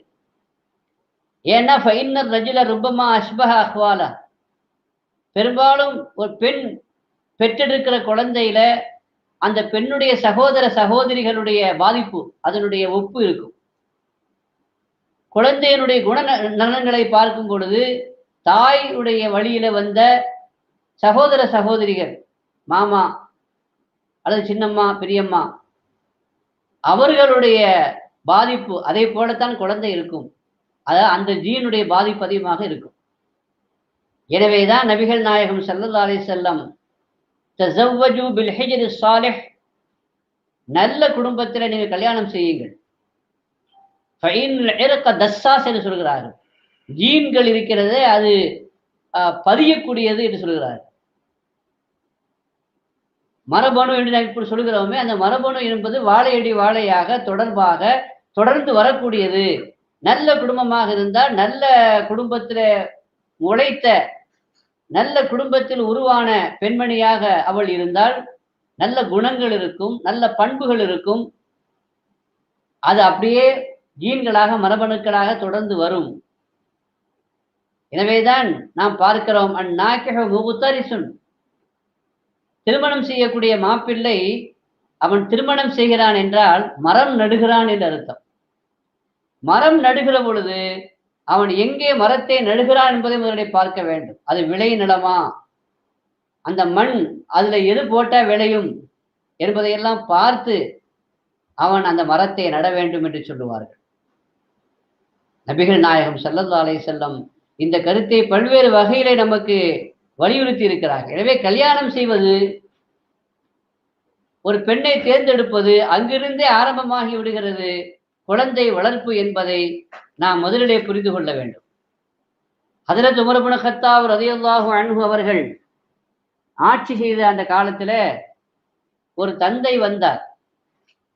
தந்தை வந்து தன்னுடைய மகனை பற்றி புகார் செய்தார். என்ன புகார் செய்தார் என்றால், என்னுடைய மகன் என் சொல் பேச்சு கேட்பதில்லை, எனக்கு கட்டுப்படுவதில்லை, எனக்கு மாறு செய்கிறார் என்று புகார் செய்தார். அப்பொழுது உமர் இப்னு கத்தாப் ரலியல்லாஹு அன்ஹு எங்கே அந்த பையன் கேட்டாங்க. அவன் வீட்டில் இருக்கிறான்னு சொன்னாங்க. அவனை அழைத்து வரும்படி சொன்னார்கள். பையன் வருகிறான். பையனிடத்தில் எச்சரிக்கை செய்கிறார்கள். உன்னுடைய தந்தை புகார் செய்கிறார். தந்தை புகார் செய்யும் அளவுக்கு நடந்து கொள்வது நீ? தந்தைக்குரிய மரியாதை செலுத்துவதில்லையா? தந்தைக்கு கட்டுப்படுவதில்லையா? தந்தையுடைய மனம் புண்படும்படியா நடந்து கொள்வது என்று கடுமையாக எச்சரிக்கிறார். அதையெல்லாம் அமைதியாக கேட்டுக்கொண்டிருந்த அந்த மகன் அதற்கு பிறகு மெதுவாக பேசத் தொடங்கினான். அமீருல் மூமினீன் அவர்களே, பையன் பெற்றோர்களுக்கு தந்தைக்கு செய்ய வேண்டிய கடமை இருப்பதை போல பெற்றோர்களும் பிள்ளைக்கு செய்ய வேண்டிய கடமை இருக்குதா இல்லையா? ஒரு பையன் தன்னுடைய தந்தைக்கு செய்ய வேண்டிய கடமை இருப்பதை போல மார்க்கத்துல ஒரு தந்தை தன் மகனுக்கு செய்ய வேண்டிய கடமை இருக்குதான்னு கேட்டான். திருப்பி இருக்குது அப்படின்னா, அது என்ன கடமைன்னு சொல்லுங்கன்னா, ஒரு தந்தை தன் பையனுக்கு செய்ய வேண்டிய கடமை என்ன? 3 விஷயம் சொன்னாங்க. எந்தகைய உம்மா, முதலாவது அவனது தாயாரை பரிசுத்தமான பெண்ணாக தேர்ந்தெடுக்க வேண்டும். அதாவது தன்னுடைய மனைவியை கல்யாணம் செய்கிற பொழுது தன்னுடைய பிள்ளையினுடைய தாய், எனவே பரிசுத்தமான ஒரு பெண்ணாக முதல்ல அவன் தேர்ந்தெடுக்கணும். முதல் விஷயம். 2வது ஒய் ஹஸ்ஸின இஸ்மா, அந்த குழந்தைக்கு நல்ல பேர் வைக்கணும், அழகான பேர் வைக்கணும். 3வது ஒய் அல்லிமுல் குர்ஆன், குர்ஆனை கற்றுக் கொடுக்கணும். இந்த 3ம் ஒரு தந்தை தன் பையனுக்காக செய்ய வேண்டிய கடமை அப்படின்னு சொன்னாங்க. அதாவது உமர் இப்னு கத்தாப் ரலியல்லாஹு அன்ஹு அவர்கள். அப்ப அந்த பையன் சொன்னா, இந்த 3மே அவர் செய்யலைன்னா, இந்த 3 கடமையும் அவர் செய்யல. என்னுடைய தாய் யாருன்னு கேளுங்க. கல்யாணம் செய்தாரே அது யாரு? ஒரு ஜஞ்சி, ஒரு நீக்ரோ அடிமை பெண், ஒரு பாரம்பரியமான, நீங்க சொன்னீங்களே பரிசுத்தமான பெண் அப்படின்னு சொன்னீங்களே, அப்படி சொல்லத்தக்க அளவுக்குள்ள பெண் அல்ல. அந்த ஒரு பெண்ணை தான் கல்யாணம் பண்ணி அதுல அந்த பெண்ணின் மூலமாக தான் நான் பிறந்தேன். நான் எப்படி இருப்பேன்? முதல் விஷயம். ரெண்டாவது, அழகான பேர் வைக்கணும்னு சொன்னீங்க. எனக்கு அழகான பேர் வச்சாரா அவரு? நல்ல பேர் வைக்கல. அப்புறம் என்ன பேர் வச்சாரு? ஜுஅல்னு பேர் வச்சார். ஜுஅல்னா என்ன அர்த்தம்? மலை வண்டுன்னு அர்த்தம். நஜீஸ்ல இருக்கும்ல வண்டு, அந்த வண்டுன்னு அர்த்தம். அப்ப அந்த பேரை வச்சா நான் அப்படித்தானே இருப்பேன், அசிங்கமா தான் இருப்பேன். மூணாவது, குரானை கற்றுக் கொடுக்கணும்னு சொன்னீங்க, ஒரு ஹர்ஃப கற்றுக் கொடுத்தாரா இவர் எனக்கு? என்ன குறை சொல்றாரு? அவரு செய்ய வேண்டியதை செய்தாரா? மூணுமே செய்யலைன்னு சொன்னோம். இங்க 3 விஷயம் முக்கியமானது வலியுறுத்தப்படுது. முதலாவது, நம்ம தாயை, குழந்தையினுடைய தாயை, அதாவது மனைவியை தேர்ந்தெடுக்கும் பொழுது அந்த பெண் பரிசுத்தமான பெண்ணாக இருக்கிறாங்களாங்கிறத முதல்ல மனைவியை தேர்ந்தெடுக்கிறதுலேருந்து குழந்தை வளர்ப்பு ஆரம்பமாகிடுது. ரெண்டாவது, அழகான பேர் வைக்கணும். ஏன்னா பேரை சொல்லி சொல்லித்தான் கூப்பிடுறோம். பேரை சொல்லி சொல்லி கூப்பிடும் பொழுது அது துவா. துவா கபூல் ஆகக்கூடிய நேரத்தில் அந்த நல்ல அர்த்தம் உண்ட பேராக இருந்துச்சுன்னு சொன்னா அந்த அர்த்தமுடைய அந்த குணங்கள் அந்த அந்த பையனிடத்துல வந்துடும். அப்துல்லான்னு பேர் வச்சீங்கன்னு வச்சுக்கோங்க. அப்துல்லா அப்துல்லா நம்ம அடிக்கடி கூப்பிடும் பொழுது அவன் அப்துல்லாவாக அல்லாவுடைய அடிமையாகவே ஆகிவிடுவான். முஹம்மத் என்று கூப்பிடும் பொழுது இப்ராஹிம் நபிமாவுடைய பேரை வைக்கணும், வலிமாவுடைய பேரை வைக்கணும், சஹாபாக்குடைய பேரை வைக்கணும். வைக்கும் பொழுது அந்த பேரை சொல்லி கூப்பிடும் பொழுது அந்த பேருக்குரியவராக, அவரது குணநலனை பெற்றவராக அவர் மாறுவதற்கு துவா கபூல் ஆகக்கூடிய நேரத்தில் அதை சொல்லி கூப்பிடும் பொழுது உடனே கபூல் ஆகுவதற்கு வாய்ப்பு இருக்கு. ஆனா இன்னைக்கு நாம எப்படி பேர் வைக்கிறோம்? நவீனமா இருக்கணும். அந்த பேரை பார்த்தா முஸ்லிமானே தெரியல. அப்படிப்பட்ட பேர்கள் எல்லாம் வைக்கிறோம். யாரும் வைக்காத பேரா இருக்கணும். ஒரு அளவுகோல் வச்சிருக்கான். ஏன்னா பழைய பேரு புது பேரா இருக்கணும். யாரும் வைக்காத பேரா இருக்கணும். தமாசா சொல்லுவாங்க. ஒரு உஸ்தாட்ட போய் என் பிள்ளைக்கு பேர் சொல்லுங்க, யாரும் வைக்காத பேரா இருக்கணும் அப்படின்னு சொன்ன உடனே அவர் யோசனை பண்ணி பார்த்தாரு. யாரும் வைக்காத பேருன்னா இப்ளீஸுக்கு வைடான்னு. ஏன்னா இப்ளீஸுன்னு தான் யாருமே இது வரைக்கும் வைக்கல அப்படின்னு தமாசுக்காண்டி சொல்லுவாங்க. அப்படி பார்க்கக்கூடாது. நல்ல பேரு. சிலதாசன் சொன்னாங்க, நல்ல பேர் வைங்க. அல்லாஹ்வுக்கு பிடித்தமான பேரு அப்துல்லா, அப்துல் ரஹ்மான். ரசூலுல்லாஹ்வோட பேரை வைங்க, நபிமாவுடைய பேரை வைங்க, வலிமாவுடைய பேரை வைங்க, சஹாபாக்குடைய பேரை வைங்க. நீ எந்த பேர் வைக்கிறீங்களோ அந்த பேர்ல அர்த்தம் நல்லதா இருக்கணும். ஒரு சஹாபி அவருடைய பேர் என்னன்னு கேட்டாங்க ஸல்லல்லாஹு அலைஹி வஸல்லம். அவர் சொன்னாரு ஹுஸ்னுன்னாரு. ஹுஸ்ன்னா கவலைன்னு அர்த்தம், துக்கம்னு அர்த்தம். எப்பா பேர் நல்ல இல்லையே, பேரை மாத்துன்னாங்க ஸல்லல்லாஹு அலைஹி வஸல்லம். எத்தனையோ சஹாபாவுடைய பேரை மாத்திருக்காங்க. நல்ல அர்த்தம் உள்ள பேராக இல்லைன்னா அதை மாத்திருக்காங்க. அப்ப அவர்கிட்ட சொன்னாங்க இந்த பேரை மாத்துப்பான்னாங்க. அவரு சொன்னாரு எங்க அத்தா அம்மா வச்ச பேர் நான் மாத்த மாட்டேன்ட்டார். அவருடைய நசீப் அது. அவருக்கு நபியினுடைய ஆரம்ப காலம் தானே, நபி இடத்துல எப்படி நடந்து கொள்ளணும் அப்படிங்கிறத அவரு விளங்கல. பொதுவாக நபி ஸல்லல்லாஹு அலைஹி வஸல்லம் சொன்ன எல்லாத்தையும் ஏத்துக்கணும் அப்படிங்கிறது அவருக்கு தெரியாத ஒரு காலமாக இருந்திருக்கலாம். ஆரம்ப காலம். பேரை மாத்த அப்படின்னா சரிப்பான்னு விட்டாங்க. சயீத் இப்னு முஸய்யிப் ரஹ்மத்துல்லாஹி அலைஹி சய்யிது தாபிஈன், தாபிஈன்கள்ல தலைவர், மிகப்பெரிய சட்ட மேதை. அவருடைய பேரை அந்த அந்த சஹாபியுடைய பேரை உள்ளவர். அந்த ஹதீஸ் அவர் தான் அறிவிச்சுட்டு சொல்றாரு, ஸல்லல்லாஹு அலைஹி வஸல்லம் சொல்லி அந்த ஆள் பேரை மாத்தல. பேரை மாத்தாதனால அப்ப இருந்த அந்த கவலை இப்பவுமே எங்க பரம்பரையா அந்த கவலை இருந்துகிட்டே இருக்குது என் குடும்பத்துல. துக்கமாகத்தான் இருக்கிறது வாழ்க்கை அப்படின்னு சொல்றேன். நீங்க சாதாரணமா நினைக்கிறீங்க பேரு. அந்த பேர்களுடைய அர்த்தம் சரியானதாக இல்லை என்று சொன்னால் அது வாழ்க்கையில மிகப்பெரிய மாற்றத்தை, வாழ்க்கையில மிகப்பெரிய குணத்தை அது உண்டாக்கக்கூடியது என்பதை நாம் பார்க்க வேண்டும். எனவே நல்ல தாயை தேர்ந்தெடுக்க வேண்டும், அதாவது நல்ல மனைவியை தேர்ந்தெடுக்க வேண்டும். பெருமானார் சொன்னாங்க ஈயாக்கும் ஹல்ரா திமன். ஹல்ரா திமன் சொன்னா சேற்றில் முளைத்த செந்தாமரைன்னு சொல்றோம்ல, அது மாதிரியான பெண்களை அழகாக இருக்கிறாங்க மட்டும் நீங்க தேர்ந்தெடுக்காதீங்க அப்படின்ட்டு சதாசன இலக்கியம் நயமா சொன்னாங்க. சேற்றில் முளைத்த அப்படின்னு சொன்னாங்க. சஹாபா கேட்டாங்க என்ன ஹல்ராவுத்திமன், சேற்றில் முளைத்தது அப்படின்னா என்னன்னு கேட்டாங்க. அல் மர்அத்துல் ஹசனா ஃபில் மம்பத்தி சு அப்படின்னு சொன்னாங்க. அதாவது கெட்ட இடத்தில் முளைத்த அழகிய செடி அப்படின்னு சொன்னான். அழகிய பெண் கெட்ட இடத்தில் சொன்னா கெட்ட குடும்பத்தில், ஒழுக்கம் இல்லாத ஒரு இடத்தில் பிறந்த ஒரு அழகான பெண். பார்க்கறதுக்கும் அழகா இருக்கிறாங்க, ஆனா அந்த குடும்ப பின்னணி சரியில்லை. அதை எச்சரிக்கிறேன்னு சொன்னாங்க சல்லல்லாஹு அலைஹி வஸல்லம். எனவே குழந்தையினுடைய வளர்ப்பு என்பது முதல்ல எங்கிருந்து ஆரம்பிக்குது? நம்ம மனைவியை தேர்ந்தெடுக்கிறோம் பாருங்க, அங்க இருந்து ஆரம்பிக்குது. இதை நம்ம விளங்கணும். கௌசலாதத்தினுடைய வரலாற்றுடைய தொடக்கம் நமக்கு இதைத்தான் சொல்லுகிறது. தொடக்கம் நன்னாயால் ஒடுக்கம் நன்னாகும். தொடக்கம் ஒழுங்கா இருந்துச்சுன்னா ஒடுக்கம்னா முடிவு நல்லா இருக்கும். சாதாரண நம்ம சொல்றதை கேட்டிருக்கோம். முதலும் கோணல் முற்றிலும் கோணல். முதல்ல கோணிடுச்சுன்னு வச்சுக்கோங்க, அப்ப எல்லாமே கோணலா தான் இருக்கும். அங்கிருந்து தொடங்கணும்.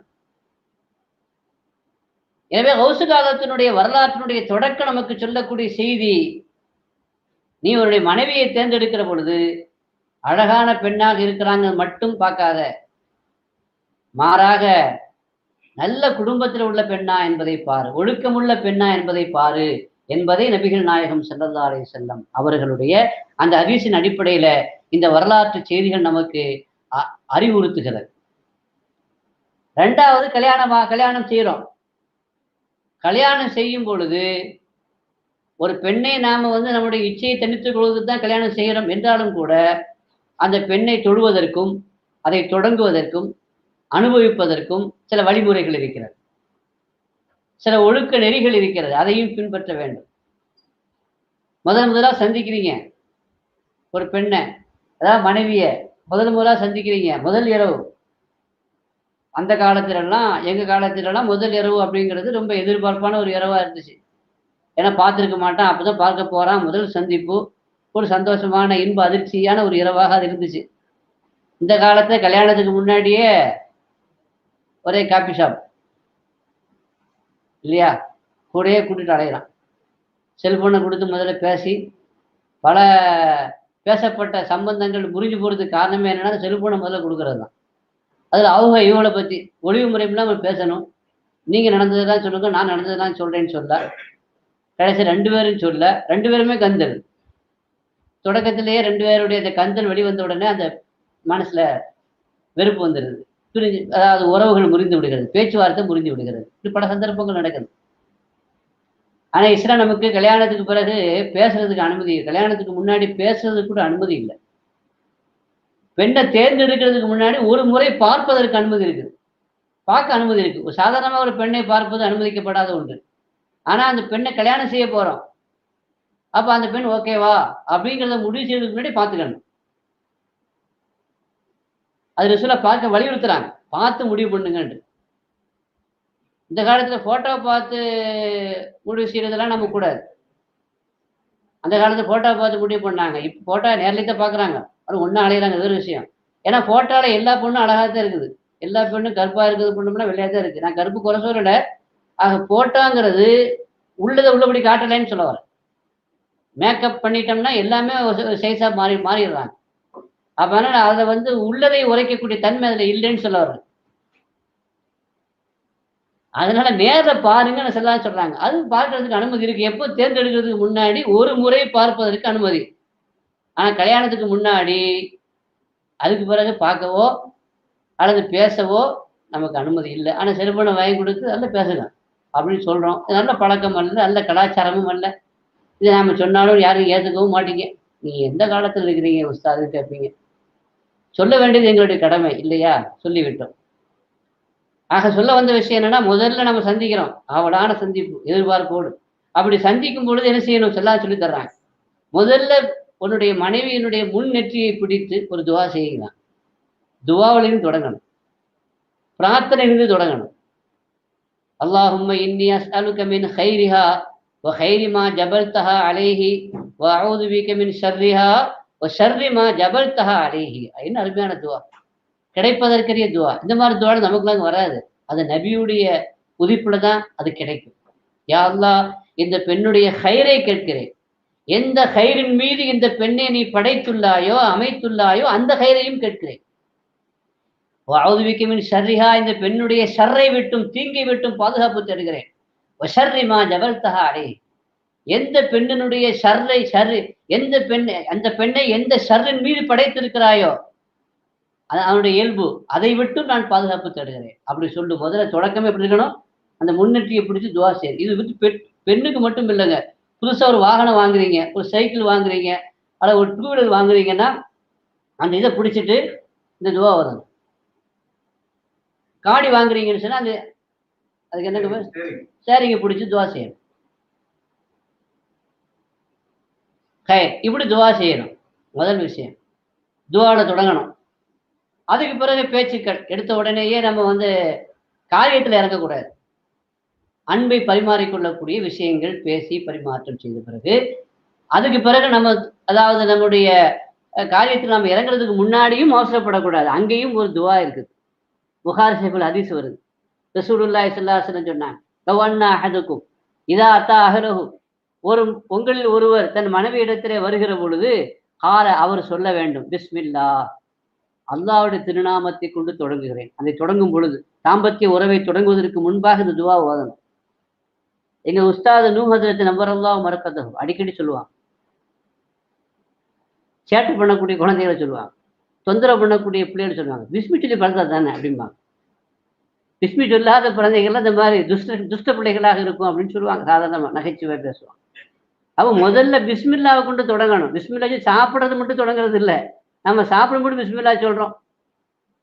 அதையும் சொல்லாத எத்தனையோ இடங்கள்ல இதுக்கு பரவாயில்ல. ஆனால் மலேசியாவில் நல்ல பழக்கம். பிஸ்மி சொல்லாமல் சாப்பிட மாட்டாங்க. துவா ஓதாமல் சாப்பிட மாட்டாங்க. ஆணும் சரி பெண்ணும் சரி. அது ஒரு கூட்டா சேர்ந்து ஓதுவாங்க. எல்லாருக்கும் இந்த துவா தெரியும். எந்த அளவுக்குன்னு சொன்னா முஸ்லீம் அல்லாத சகோதர மதத்தை சார்ந்தவர்களுக்கும் இந்த துவா ஓதுவாங்க. அந்த அளவுக்கு மலேசியாவில் நடைமுறையில் இருக்குது. பாராட்டப்பட வேண்டிய விஷயம். நாம வந்து சாப்பாடு வந்த உடனே அல்லாவையும் மறந்துடும், எல்லாத்தையும் மறந்துடும். போகட்டும். அப்போ சாப்பிட்றதுக்கு மட்டுமல்ல, குடிப்பதற்கு மட்டுமல்ல, எந்த ஒரு காரியத்தை தொடங்குறதுக்கும், குறிப்பாக தாம்பத்திய உறவை தொடங்குவதற்கு முன்பாக முதல்ல பிஸ்மில்லா சொல்லணும். அது மட்டுமல்ல, அல்லாஹும்ம ஜன்னிபன ஷைத்தான வ ஜன்னிபி ஷைத்தானமா ரஸக்தனா என்று துஆ செய்யும். யா அல்லாஹ், ஷைத்தானை விட்டும் எங்களை பாதுகாப்பாயா, ஷைத்தானை எங்களை விட்டு தூரமாக்குவாயா. அப்புறம் வ ஜன்னிபி ஷைத்தானமா ரஸக்தனா, நீ எங்களுக்கு வழங்க இருக்கிற குழந்தையையும் ஷைத்தானை விட்டும் இந்த குழந்தையும் நீ பாதுகாப்பாயா, தூரமாக்குவாயா அப்படின்னு துவா செய்யணும். அப்படி துவா செய்தால், அப்படி துவா செய்து வீடு கூடினால், தாம்பத்திய அந்த உறவிலே ஈடுபட்டால், ஃபகுதிய பைனஹுமா வலதுன், அந்த உறவிலே அந்த 2 பேருக்கும் மத்தியிலே குழந்தை தரித்தால், லம் யதுர்ரஹு, அந்த குழந்தை எந்த பாதிப்புக்கும் உள்ளாகாது. அப்படின்னா நல்ல பிள்ளையாக இருக்கும். ஆக முதல்ல துவா, அதுக்கு பிறகு தாம்பத்திய உறவு ஆரம்பிக்கும் முன்னாடி ஒரு துவா. இப்படி துவாவிலே அல்லாஹ்வை முன்னிலைப்படுத்தி முன்னிறுத்தி நாம அந்த தாம்பத்திய வாழ்க்கையை தொடங்கணும். இதுதான் குழந்தை வளர்ப்பினுடைய அம்சம். குழந்தை பிறந்த பிறகு அல்ல, பிறக்கிறதுக்கு முன்னாடியே, கரு உண்டாகிறதுக்கு முன்னாடியே, குழந்தை உருவாகுவதற்கு முன்பாகவே நாம துவா செய்யணும். இப்படி துவா செய்யணும். நாம ஒவ்வொரு தடவையும் நாம தாம்பத்திய உறவில் ஈடுபடுகிற பொழுது துவாவோடு அந்த உறவில் ஈடுபட்டால் அதுல பிறக்கிற குழந்தை நல்ல குழந்தையா, சாலிஹான குழந்தையா, பெற்றோர்களுக்கு தொந்தரவு கொடுக்காத பிள்ளையா, பெற்றோருடைய சொல்லை கேட்கக்கூடிய குழந்தையாக பிறக்கும். இப்போ அடுத்த கட்டம் இது குழந்தைய வளர்ப்பு. அதுக்கு பிறகு அழகான பேர் வைக்கணும்னு சொன்னோம். அதுக்கு பிறகு தேவையான கல்வியை வளர்க்கணும், கல்வியை கொடுக்கணும். அல்லிமுகள் குரான் சொன்னாங்க, குரானை கற்றுக் கொடுக்கணும். நம்ம எத்தனை பேர் நம்முடைய பிள்ளைகளுக்கு மார்க்க கல்வியை கற்றுக் கொடுக்கிறோம், அதற்கு முக்கியத்துவம் கொடுக்கிறோம். ஆங்கில கல்வி, உலக கல்வியை கற்றுக் கொடுப்பதற்கு நாம் கொடுக்கக்கூடிய முக்கியத்துவம், மார்க்க கல்வியை கற்றுக் கொடுப்பதற்கு நாம முக்கியத்துவம் கொடுக்கிறோமா? லீவு போடணும்னு வந்தா அதுக்கு அது மார்க்க கல்விக்கு போடுறோம், சாதாரணமா போடுறோம். ஆனா உலக கல்வி ஸ்கூல்ல அதுக்கு லீவ் எடுக்கிறதுக்கு யோசிப்போம். நம்ம எங்கேயாவது வெளியில போறதா இருந்தா, நம்ம எங்கேயாவது ப்ரோக்ராம் வைக்கிறதா இருந்தா எதைத்தான் பார்ப்போம்? பிள்ளைங்களுக்கு ஸ்கூல் லீவாக இருக்குதான் போகும். மதரசா லீவாக இருக்கான்னு பார்க்கறதே கிடையாது. அது மாசம் தானே நம்ம சொல்லிக்கலாம், அது போனால் என்ன போகட்டும் என்ன, அப்படி இருக்கக்கூடாது. மார்க்க கல்வியும் வேணும், உலக கல்வியும் வேணும். 2 கல்விக்கும் முக்கியத்துவம் கொடுக்கணும். முக்கியத்துவம் கொடுத்து அந்த குழந்தைகளை வளர்க்க வேண்டும். குழந்தைய வளர்ப்புங்கிறது இப்படி. 2வது, ஔசலாலும் மஹிஜ் நப்சுகாஜிரானி பிறந்த உடனேயே குழந்தையாக இருக்கும் பொழுதே நோன்பு வச்சாங்க. நல்ல விஷயங்கள் எதை சொன்னாலும் உடனே மனனம் ஆயிடும். குர்ஆனை ரொம்ப சீக்கிரமா மனப்பாடம் பண்ணிட்டாங்க. எப்படி குர்ஆனை ரொம்ப சீக்கிரமா மனப்பாடம் பண்ணாங்க? ஏன்னா அந்த குழந்தையை தாய் கருவுற்று இருக்கிற பொழுது அந்த குர்ஆனை ஓதி ஓதி அந்த குர்ஆன் ஓதுவதை வயிற்றிலே கருவிலே வளர்ந்த அந்த குழந்தை கேட்டு கேட்டு அந்த குழந்தைக்கு அது பரிச்சயமாகிவிட்டது, நல்ல பழகிவிட்டது. அதனால அந்த உலகத்துக்கு வந்த பிறகு அதை அவங்க கேட்கும் பொழுது மிக சீக்கிரமாகவே மனப்பாடமாகிவிட்டது. கருவிலே வளர்கிற குழந்தை அது பேசப்படுகிற பேச்சு, வெளியிலே பேசப்படுகிற பேச்சு அது கேட்குமா? கேட்கும் என்று இன்றைய விஞ்ஞானம் சொல்கிறது. இன்றைய அறிவியல் உலகம் அதை ஒத்துக்கொள்கிறது. அது கேட்கும் என்று சொல்கிறது. அப்ப கேட்கும் என்று வருகிற பொழுது நாம் அந்த குழந்தைக்கு என்ன செய்யணும்? கருவிலே தாய் குழந்தையை சுமக்கிற பொழுது அந்த குழந்தை நல்ல விஷயத்தை கேட்கிற அளவில அந்த குழந்தைக்கு நாம குர்ஆன் ஓதுவதை கேட்க வைக்க வேண்டும். நல்ல கசீதாக்கள் பாடுவதை அந்த குழந்தையை கேட்க வைக்க வேண்டும். அந்த காலத்துல எல்லாம் குழந்தையை வளர்க்கும் பொழுது, தாலாட்டும் பொழுது என்ன செய்வாங்க? பைத்து பாடி தாலாட்டு பாடுவாங்க. அதே மாதிரி குழந்தை கருவுல இருக்கும் பொழுது தாய் குர்ஆன் ஷரீஃப் அதிகமா ஓதுவாங்க, திக்ர் அதிகமா செய்வாங்க. இதெல்லாம் குழந்தையினுடைய பிறப்புக்கு பிறகு அது மிகப்பெரிய மாற்றத்தை உண்டாக்கும். உலகத்துல யூதர்கள் அதிகமான வளர்ச்சியில் இருக்கிறாங்க. யூதர்கள் ஏன் அதிகமான வளர்ச்சி அடைஞ்சாங்கன்னா, அதிகமான பேர் கல்வியறிவு உள்ளவங்களா இருக்கிறாங்க. நோபல் பரிசுல 50% அவன் வாங்கியிருக்கான். உலகத்துல இருக்கிறத 3% தான் இருக்கிறான். 20% இந்த உலகத்தினுடைய வர்த்தகத்தை வியாபாரத்துல 70% அவங்க கையில தான் வச்சிருக்கிறான். இவ்வளவு பெரிய பொருளாதாரத்திலையும் முன்னேற்றம், அறிவியலையும் முன்னேற்றம், படிப்புலையும் முன்னேற்றம். இதுக்கெல்லாம் என்ன காரணம்? யூதர்களுடைய குழந்தை வளர்ப்பு முறையை ஒரு ரிசர்ச் பண்ணார், ஆராய்ச்சி பண்ணார். எப்படி அவங்க குழந்தைய வளர்க்குறாங்க? எப்படி வளர்க்குறாங்கன்னா, குழந்தை பிறந்த பிறகு ஆரம்பிக்கல. அவங்க தாயினுடைய வயிற்றிலே கருவிலே அந்த குழந்தை உருவாகும் பொழுதே வளர்ப்பை ஆரம்பித்து விடுகிறார். எப்படி? தாய் குழந்தையை சுமந்திருக்கிற பொழுது பல சிக்கலான கணக்குகளுக்கு உண்டான விடையை அவர்கள் தேடுகிறார். கணக்கு கொடுக்குறாங்க, அந்த மனைவிக்கு கணக்கு கொடுக்குறாங்க. அந்த கணக்கு அவ செய்யணும். அது சிக்கலான கணக்கு கொடுக்குறாங்க. அந்த சிக்கலான கணக்கினுடைய விடை அவ எழுதணும். அவ யோசிக்க வைக்கிறாங்க, சிந்திக்க வைக்கிறாங்க. நீ இப்படி கணக்கு கஷ்டமான அந்த கணக்குகளை கொடுத்து அதனுடைய விடையை அவள் கண்டுபிடித்து அவள் எழுதுகிற அளவிற்கு அந்த சிந்தனையில் இருக்கிற பொழுது அதுல வயிற்றில் இருக்கிற குழந்தைக்கும் அந்த சிந்தனை, அந்த ஆராய்ச்சியினுடைய திறன் அது உருவாகுது அப்படின்னு சொல்றாங்க. மட்டுமல்ல, குழந்தையை உண்டாயிருக்கும் பொழுது பியோனா அப்படின்னு சொல்லக்கூடிய ஒரு இசைக்கருவியை கொடுத்து அதை வாசிக்க சொல்லுவாங்க. ஏன்னா எப்போ சந்தோஷமா இருக்கணும். நான் சந்தோஷம் குழந்தையோட பிரதிபலிப்பு உண்டாகும். அதே மாதிரி உணவு எல்லாத்தையும் கட்டுப்பாடு இருக்குது. தாய் கருவிலே சுமந்து இருக்கிற பொழுதே தன்னுடைய குழந்தைக்குண்டான அறிவை புகட்டுகிற, குழந்தைக்கு ஆற்றலை வளர்க்கிற, குழந்தையினுடைய ஞாபக சக்தியை அதிகப்படுத்துகிற காரியத்தை அவள் செய்கிறாள், அதில் ஈடுபடுகிறாள் என்று சொன்னால் அதனால பிறக்கிற குழந்தைகள் அறிவாளிகளாக பிறக்கிறார். நீங்கள் அருமையான சகோதரிகளே, நீங்கள் கருவுற்று இருக்கிற பொழுது அந்த குழந்தைகள் உங்கள் வயிற்றிலே இருக்கிற பொழுதே நீங்கள் அந்த குழந்தைகளை சிந்தனை ஆற்றல் உள்ள குழந்தையாக, ஆரோக்கியமான குழந்தையாக, நினைவாற்றல் உள்ள குழந்தையாக, நல்ல மார்க்க பக்தியும் பற்றும் உள்ள குழந்தையாக உருவாக்க வேண்டும் என்றால் உங்கள் கையில் தான் இருக்கிறது. நீங்கள் கருவுற்று இருக்கிற பொழுது நல்ல செய்திகளை கொண்ட புத்தகங்கள் படிக்க வேண்டும். நல்ல சிந்திக்கக்கூடிய பல விடைகளை நீங்கள் தேட வேண்டும். குர்ஆன் ஷரீஃபை சத்தமாக ஓத வேண்டும். ஸலவாத் அதிகமாக ஓத வேண்டும். திக்ர் அதிகமாக செய்ய வேண்டும். அப்படி செய்கிற பொழுது அது அந்த குழந்தையினுடைய மனதிலே பதிகிறது. கருவிலே வளர்கிற குழந்தையினுடைய மனதிலே நீங்கள் சொல்லக்கூடிய உச்சாரணம் கேட்கிறது. அந்த உச்சாரத்தினுடைய பாதிப்பு நெஞ்சிலே பதிகிறது. அது பிற்காலத்தில் அந்த குழந்தையினுடைய வளர்ப்பை நிர்ணயிக்கிறது என்று சொன்னால், கௌசல் ஆதம் மொஹீதீன் அப்துல் காதர் ஜீலானி அவர்களுடைய தாய் கருவுற்று இருக்கிற பொழுது அவர்கள் அப்படித்தான் அந்த குழந்தையை வயிற்றிலேயே வளர்த்தார்கள். நல்ல சிந்தனையோடு வளர்த்தார்கள், இறை சிந்தனையோடு வளர்த்தார்கள், இறை எச்சத்தோடு வளர்த்தார்கள். ஒழுக்கத்தோடு வளர்த்தார்கள். குர்ஆன் ஷரீஃபை சத்தமாக ஓதினார்கள், திக்ர் செய்தார்கள். அதனால தான் அந்த குழந்தை பிறந்த உடனே அந்த சத்தத்தை கேட்ட உடனே ஏற்கனவே கேட்ட குரலாக இருக்கிறது, ஏற்கனவே கேட்ட செய்தியாக இருக்கிறது என்று உடனே பிடித்துக் கொள்கிறது. நாம குழந்தைய குண்டா இருக்கும் பொழுது சேனல் பார்க்குறோம். அது என்னங்க, அது டிவி சேனல், அது என்னது, சீரியல் பார்க்குறோம். அப்ப பிறக்கிறதுக்கு முன்னாடியே அவன் சீரியலுக்கு தான் அடிமை ஆக்குறீங்க நீங்க. அவன் பின்னாடி செல்ல நோண்டுறான், செல்ல விட மாட்டேங்கிறான் அப்படின்னு சொல்றீங்களே, இது எந்த புத்தி எங்கேருந்து வந்துச்சு அவனுக்கு? கருவிலே நீங்கள் குழந்தையை உண்டாயிருக்கும் பொழுது அந்த சீரியல் பார்க்கக்கூடிய, டிவி பார்க்கக்கூடிய, சினிமா பார்க்கக்கூடிய அந்த நிலையில் நீங்க இருந்த காரணத்தினால கருவிலே வளரக்கூடிய குழந்தையும் சினிமா பைத்தியமாக, சீரியல் பைத்தியமாக நீங்க ஆக்கிட்டீங்கன்னு சொன்னா பின்ன யாரை குறை சொல்றீங்க? பிறக்கிற குழந்தை, வயிற்றிலே இருக்கிற குழந்தை வெளியிலே சொல்லப்படுகிற சப்தத்தை கேட்கிறது, அறிமுகமான சப்தமாக இருக்கிறது, உடனே கண்டுபிடிக்கிறது.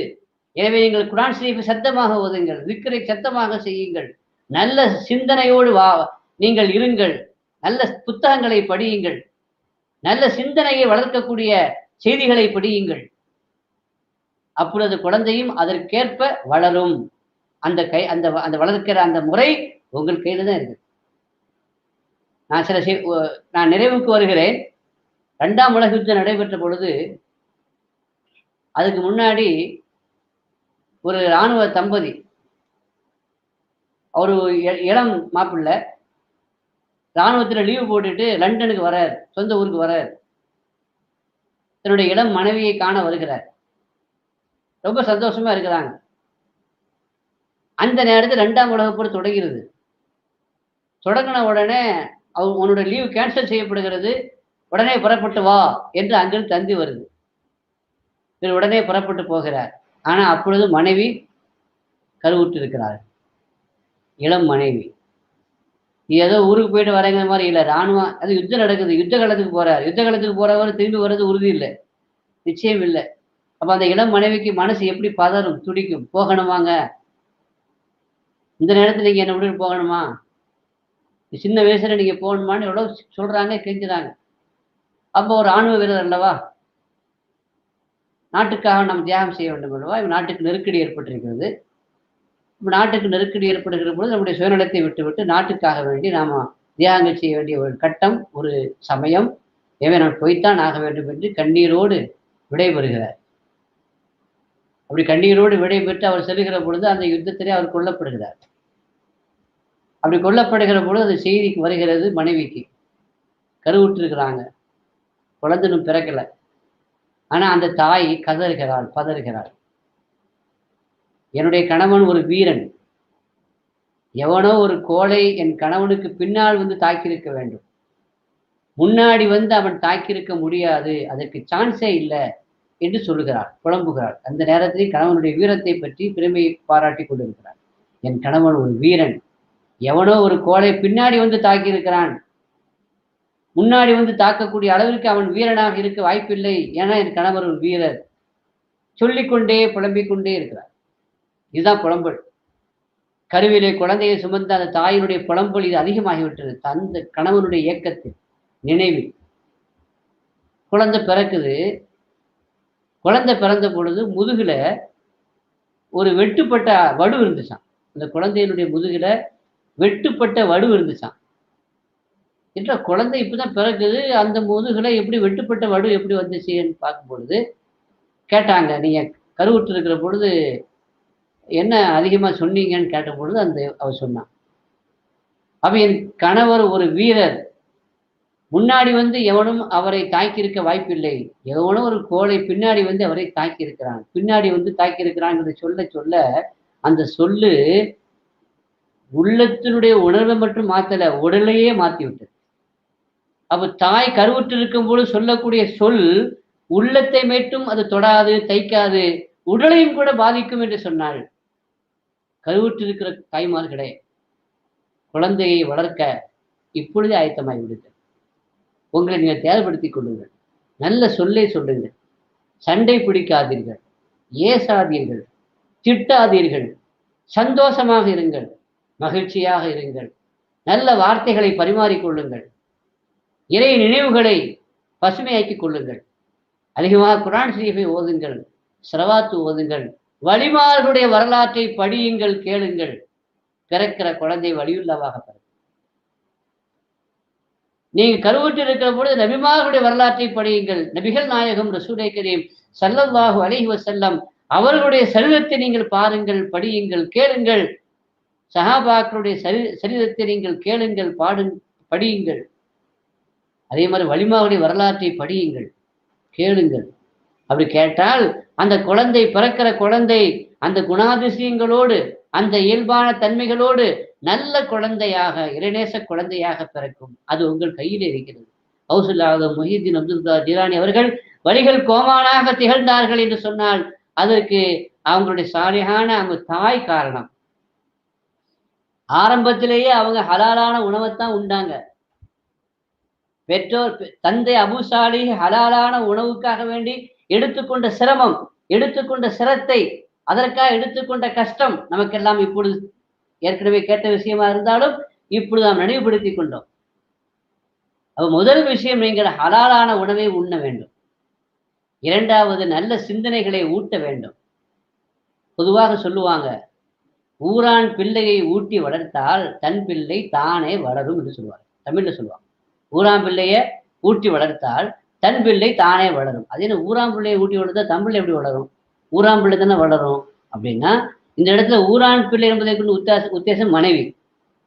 ஏன்னா மனைவிங்கிறது அடுத்த வீட்டு பிள்ளையா தான் இருக்கும்.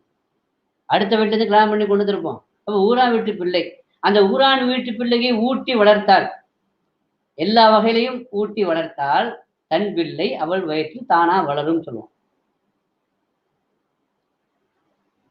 எனவே நாம் குழந்தையை ஊட்டி வளர்க்க வேண்டும். பாலோடு சேர்த்து வீரத்தையும் ஊட்டுங்கள், பாலோடு சேர்த்து தக்வாவையும் ஊட்டுங்கள். நீங்கள் ஹலாலான உணவை உண்ணுங்கள். உண்ணுவதோடு மட்டுமல்லாமல் பாலோடு சேர்த்து குழந்தை பிறந்த பிறகு தக்வாவை ஊட்டுங்க. மட்டுமல்ல, குழந்தை பிறக்கிறதுக்கு முன்னாடியே நீங்கள் நல்லதை பாருங்கள், நல்லதை கேளுங்கள், நல்லதை பேசுங்கள். அது சிறந்த குழந்தையாக இந்த பாரியிலே பரிணமிக்கும். அப்படிப்பட்ட ஒரு குழந்தைய கௌசுல் ஆலம் கிடைத்ததற்கு இதுதான் பின்னணி. அவனுடைய தொடக்கம் நன்றாக இருந்தது. எனவேதான் அவனுடைய ஒடுக்கம் முடிவு மிகச்சிறப்பானதாக அமைந்தது என்பதை நாம் இங்கிருந்து விளங்கிக் கொள்கிறோம். நான் நிறைவு செய்ய வேண்டும், நேரம் அதிகமாகிவிட்டது. எனவே நாம் கௌசுல் ஆலத்தினுடைய தொடக்க வரலாற்று படிப்பினைகளை நாம் தெளிவாக புரிந்து கொண்ட பிறகு நம்முடைய வாழ்க்கையை, நம்முடைய வாழ்க்கை முறையை அதன் பிரகாரம் அமைத்து கொள்ள முற்பட வேண்டும். அப்படி அமைத்து கொண்டால் நிச்சயமாக மிகச்சிறந்த குழந்தைகளை நம்மால் உருவாக்க முடியும். நீங்கள் குழந்தையை பெற்ற பிறகு முதலாக பாங் சொல்லப்படுகிறது. ஏன் பாங் சொல்றோம்? அந்த குழந்தைக்கு ஒண்ணுமே தெரியாத, ஏன் பாங் சொல்றோம்? இன்ஷால்லா நேரம் அதிகமாகிவிட்டது. ஏன்னா குழந்தை முதல்ல கண்ணு பார்க்கும், வாய் பேசும், காது கேட்கும். முதல்ல திறக்கிறது காது தான் திறக்கும். இந்த குழந்தைக்கு முதல்ல கேட்கறது யாருக்கும் அப்புறம் தான் அபுசாராங்கிறான். அல்லாஹ் முதல்ல குழந்தை உலகத்தை வரும்பொழுது ஒன்றும் இல்லாம தான் பிறகுது. பார்க்காத, கேட்காத, பேசாத குழந்தையா தான் பிறகுது. பிறந்த பிறகு முதல்ல அல்லாஹ் செவியதும் திறக்கிறான். எனவே நீங்க பாங்க சொல்லணும். புரியாத அந்த வயதுல, புரியாத அந்த பருவத்துல பாங்க சொல்றதுனால என்ன மாற்றம் வந்துருப்போதுன்னு நினைக்காதீங்க. நீங்கள் குழந்தையினுடைய காதல உலகத்துக்கு வந்தவுடன் முதல் அல்லாஹு அக்பர், அல்லாஹு அக்பர் என்று சொல்கிற பொழுது அது உள்ளத்திலே பதிகிறது. அதனுடைய இதயத்தின் ஆழத்திலே போய் தங்கி விடுகிறது. ஆழ் நிலையில் அது உள்ளே உறைந்து விடுகிறது. அப்ப அந்த குழந்தைக்கு இந்த உலகம் பெருசா தெரியாது. அல்லாஹு அக்பர், அல்லாஹ் தான் பெருசா தெரியும். ஒரு விஷயத்தை நம்ம கேட்கும் பொழுது உணர்வோடு கேட்கணுங்கிறது இல்லை, புரிஞ்சு கேட்கணுங்கிறது இல்லை. புரியுதோ புரியலையோ நம்ம கேட்கணும். அப்படி கேட்டா அது மிகப்பெரிய மாற்றத்தை உண்டாகும். அதனால தான் 2 காதை படைத்தான். கண்ணை படைத்தான் ரப்புல் ஆலமீன். அந்த கண்ணை தேவையில்லைன்னா மூடிக்கலாம், பார்க்கறதுக்கு இஷ்டம் இல்லைன்னா மூடிக்கலாம். பேசுறதுக்கு வாய் இருக்குது, பேச வேண்டாம்னா உதட்ட மூடிக்கலாம். ஆனா காதுக்கு மூடி வைக்கல. ஏன் மூடி வைக்கல? இந்த உலகத்துல பேசப்படுகிற நல்ல செய்தி, நல்ல விஷயம் நீ தெரிஞ்சோ தெரியாமலோ, நீ விரும்பியே விரும்பாமலோ கேட்டுக்கிட்டே இரு. அதுவும் காது வழியாக உள்ளே போய் சேர வேண்டும், சேர்ந்து கொண்டே இருக்க வேண்டும் என்பதற்காகத்தான். எனவே பிறந்த உடனே பாங்கு சொல்லும்படி சொல்லப்பட்டிருக்குது. பாங்கு சொல்லி அது உள்ளத்துல மிகப்பெரிய மாற்றத்தை உண்டாக்கும். அதற்கு பிறகு பால் கொடுக்குறீங்க. பால் கொடுக்கும் பொழுது ஏற்கனவே சொன்ன மாதிரி எந்த உணர்வோடு கொடுக்கணும்? இறை உணர்வோடு கொடுக்கணும். டிவி பார்த்துக்கிட்டே பால் கொடுக்கக்கூடாது. சேனல் பார்த்துக்கிட்டு சீரியல் பார்த்துக்கிட்டே பால் கொடுத்தீங்கன்னா அந்த பாலோடு சேர்ந்து சீரியலும் போய் சேர்ந்துடும். உள்ள சினிமாங்கிற அந்த அசிங்கம் உள்ள போய் சேர்ந்துடும். பால் திறஞ்சு போயிடும். குழந்தை கெட்டு போய்விடும். கெட்டு போறது காரணமாகாதீங்க. குழந்தைக்கு நீங்க பால் கொடுக்கும் பொழுது இறை உணர்வோடு இருங்க, இறையச்சத்தோடு இருங்க, சந்தோஷமா இருங்க. அந்த சந்தோஷம் குழந்தைக்கு வரும். இறை உணர்வோடு இருங்க, அந்த உணர்வு குழந்தைக்கு வரும். இறை அச்சத்தோடு இருங்க, பேணுதலாக இருங்க. ஹலாலான உணவை உண்டு அந்த உணவின் மூலமாக உற்பத்தி ஆகக்கூடிய பாலாக இருக்க வேண்டும். யா அய்யுஹர் ரசூல் குலு மின தய்யிபாத்தி வஅமலு சாலிஹா. இறை தூதர்களே, நீங்கள் தூய்மையான உணவை உண்ணுங்கள், ஹலாலான உணவை உண்ணுங்கள், சாலிஹான அமலை செய்யுங்கள். அப்ப ஹலாலான உணவை உண்டால்தான் சாலிஹான அமல் செய்யக்கூடிய தௌஃபீக் கிடைக்கும். எனவே குழந்தைக்கு நீங்கள் பால் ஊட்டுகிற பொழுது, கருவுற்று இருக்கிற பொழுது, பால் ஊட்டுகிற பொழுது ஹலாலான உணவைத்தான் உண்ண வேண்டும். ஏன்னா உணவின் மூலமாக ரத்தம் உற்பத்தி ஆகிறது. அந்த ரத்தத்தின் வழியாகத்தான் பால் உங்களுக்கு கிடைக்கிறது என்று சொன்னால், அந்த பால் ஹராமான உணவின் மூலமாக வந்திருந்தால் அந்த பாலை குழந்தை குடித்தால் நிச்சயமாக அந்த குழந்தையினுடைய உள்ளத்துல உடலிலே வளர்கிற சக்தி, உருவாகிற அந்த ஆற்றல் நல்லதுக்கு பயன்படாது, பாவத்துக்கு தான் பயன்படும். நான் ஒரே ஒரு சம்பவத்தை மட்டும் சொல்லி நிறைவு செய்வேன். ஆப்கானிஸ்தானுடைய தலைநகர் காபூல். காபூலை அந்த நேரத்தில் அமீர் முகமது தோஸ்த் கான் என்ற ராஜா ஆண்டு கொண்டிருந்தார். ஒரு செய்தி கிடைத்தது, எதிரி நாட்டு மன்னன் காபூலை தாக்குவதற்கு படையெடுத்து வருகிறான் என்று. உடனே அவர் என்ன செய்தார்? தன் மகனுடைய தலைமையில ஒரு மிகப்பெரிய படையை அனுப்பி வைத்தார். எதிரி நாட்டு மன்னனை விரட்டி அடித்து நாட்டை பாதுகாப்பதற்கு அனுப்பிவிட்டு கொஞ்ச நாள்ல அவருக்கு செய்தி வந்துச்சு, மகன் புறமுதுகிட்டு ஓடி வந்து கொண்டிருக்கிறான். தோல்வி தோடாவை தொங்க விட்டு தோளிலே சுமந்து கொண்டு புறமுதுகிட்டு உங்கள் பையன் வந்து கொண்டிருக்கிறான் என்று சொன்னார். செய்தி வந்துச்சு.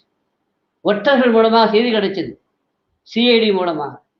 அது கேட்டு ரொம்ப வருத்தப்பட்டார், ரொம்ப சோகமா இருந்தார். வீட்டுக்குள்ள போறார், மனைவி பார்க்குறாங்க, மன்னருடைய முகம் மாடி போய் இருக்கிறது, கவலை நிறைந்த நிலையில் இருக்கிறது. என்ன மன்னா, ஏன் கவலை? உனக்கு என்ன போய் சொல்ல அப்படிங்கிற. பல பேர் பல சமயத்தில் நம்ம மனைவியை வந்து மதிக்கிறதே இல்லை. உனக்கு எடுத்த புரியும், இது சொன்னா புரியுமா உனக்கு அப்படின்னு நினைக்கிறோம். மனைவிக்கு ஒன்றும் தெரியாது நினைக்கிறோம், ஏன்னா நமக்கு தான் தெரியும் நினைக்கிறோம். சில சமயத்தில் நம்முடைய சோகத்தை அங்கேயும் பகிர்ந்து கொள்ளணும், அவங்கள்ட்டே மசூரா பண்ணணும். உனக்கு பல தெரியாத சில செய்தி சில சமயத்தில் அங்கிருந்து வரும். அதனால எதையாவது ஒன்று கேட்டா சும்மேரி உனக்கு என்ன தெரியும், தேவையில்லாமல் போட்டு கேட்டுட்டு இருக்க, உனக்கு சொன்னா புரியுமா அப்படின்னு எரிச்சல பேசக்கூடாது. மனைவியை மட்டமா நினைக்காதீங்க, மனைவியை லேசா நினைக்காதீங்க. அவ படிக்காதவளா இருக்கலாம், ஒருவேளை படிக்காட்டேன்னா அதுக்கான புத்தி இல்லை, யோசனைன்னு அர்த்தம் இல்லை. படிக்காத பல பெண்களிடத்துல அனுபவ அறிவு இருக்கும். அந்த நேரத்துல உங்களுடைய விவகாரங்களுக்கு தீர்வு சொல்லக்கூடிய ஏதாவது ஒரு ஆலோசனை அங்கிருந்து வரலாம் இல்லையா? அதனால கேட்டாங்கன்னா சொல்லுங்க, உதாசீனம் பண்ணாதீங்க. அதே மாதிரி உதாசீனம் பண்ண, உனக்கு என்னப்பா தெரியுது, நானும் ஒரு எப்படி நான் உங்கள்கிட்ட எப்படி சொல்றது, என்னென்ன சொல்லுங்க. அட என்னத்தை சொல்ற எரிச்சல் அடையிற. அட சொல்லுங்கள, நான் தான் என்னன்னு தான் கேட்டுக்கிறேன்னு. உன் பையன் புறமுதுகிட்டு ஓடி வர்றானா, இதை போய் நான் சொல்ல நீ கேட்டு என்ன செய்ய போற? நான் சோகமாக இருக்கிறேன். இதே நாட்டினுடைய மன்னனை ஓட ஓட விரட்டி நாட்டை பாதுகாப்பதற்காக வேண்டி அனுப்பி வைத்தால் அவன் புறமுதுகிட்டு ஓடி வருகிறானே, அவன் வீரன் என்று நினைத்தேன், ஆனால் மிகப்பெரிய கோழை என்று நிரூபித்து விட்டானே. அந்த சோகமான செய்தி வந்திருக்கிறது. அதை நான் இப்ப உங்கள்கிட்ட சொல்லி என்ன செய்ய அப்படின்ட்டு வருத்தப்பட்டார். அந்த மனைவி சொன்னாங்க, இந்த செய்தி பொய்யின்னாங்க. வீட்டுக்குள்ள இருந்த அந்த ராணி சொன்னாங்க, செய்தி பொய். பத்தியா, இதுக்குதான் அவட சொல்ல மாட்டேன்னு. என்னுடைய ராஜாங்கத்தினுடைய இராணுவ உயர் அதிகாரிகள் மூலமா எனக்கு கிடைத்த ஆதாரப்பூர்வமான தகவல், அதை நான் சொல்றேன். வெளியில் இருந்து பார்த்து சொல்லக்கூடிய செய்தி, நீ வீட்டுக்குள்ள இருந்துக்கிட்டு சும்மா ஒன்னையும் பார்க்காம ஒன்னையும் கேட்காம பொய்ன்னு சொல்றிய, இதுக்குதான் உங்களை சொல்லக்கூடாதுங்கிறது. கேட்டியா நீ? அதை விட இது கொடுமையா இருக்கு அப்படின்னு. இன்னும் சொல்ல அது பொய், அந்த செய்தி உண்மை இல்லை என்று நான் சொல்லிட்டு இருக்கிறேன். நீ பொய்யுங்கிற. அப்ப என்னுடைய ராஜாங்கத்தினுடைய உயர் அதிகாரிகள் சொன்ன செய்தி பொய்யா? பொய் தான். எப்படி இவ்வளவு உறுதியா சொல்ற பொய்? பொய் தான், நீங்க பாருங்க அப்படின்னு இப்போ அழுத்தமா சொல்லிடுறாங்க. கொஞ்ச நாளைக்கு பிறகு செய்தி வருகிறது, மகன் வெற்றியோடு திரும்பி வருகிறான்.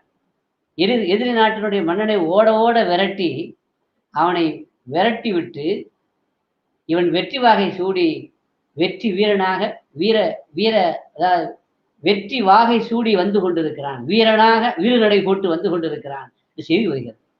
ரொம்ப சந்தோஷம் அவருக்கு. ஆனா அவருக்கு என்ன சந்தோஷம்னா, சரி, ஆனா நம்ம மனைவிக்கு இது எப்படி தெரியும்? நமக்கு தான் செய்தி வருது, அதைத்தான் சொன்னோம். ஆனா அழுத்தமாக உறுதியாக அது பொய்ன்னு சொன்னாங்களே, எதை வச்சு சொன்னாங்க செய்தியை பொய்ன்னு? அவங்களுக்கு எப்படி இந்த செய்தியை முன்னாடியே தெரிந்தது? போய் கேட்டார், எப்படிம்மா நீ பொய்ன்னு சொன்ன? ஆதாரபூர்வமான செய்தி, நம்பத்தகுந்த வட்டாரங்களிலிருந்து எனக்கு கிடைத்த செய்தி நான் ஒரு இடத்திலே சொன்னேன், அதை பொய் என்று மறுத்தாய். ஆனால் உள்ளே இருந்து கொண்டே மறுத்தாய், எந்த தகவலும் இல்லாமல் நீ எதை எப்படி மறுத்தாய்? அப்ப அந்த பெண் ஒரு ரகசியம் சொன்னான்.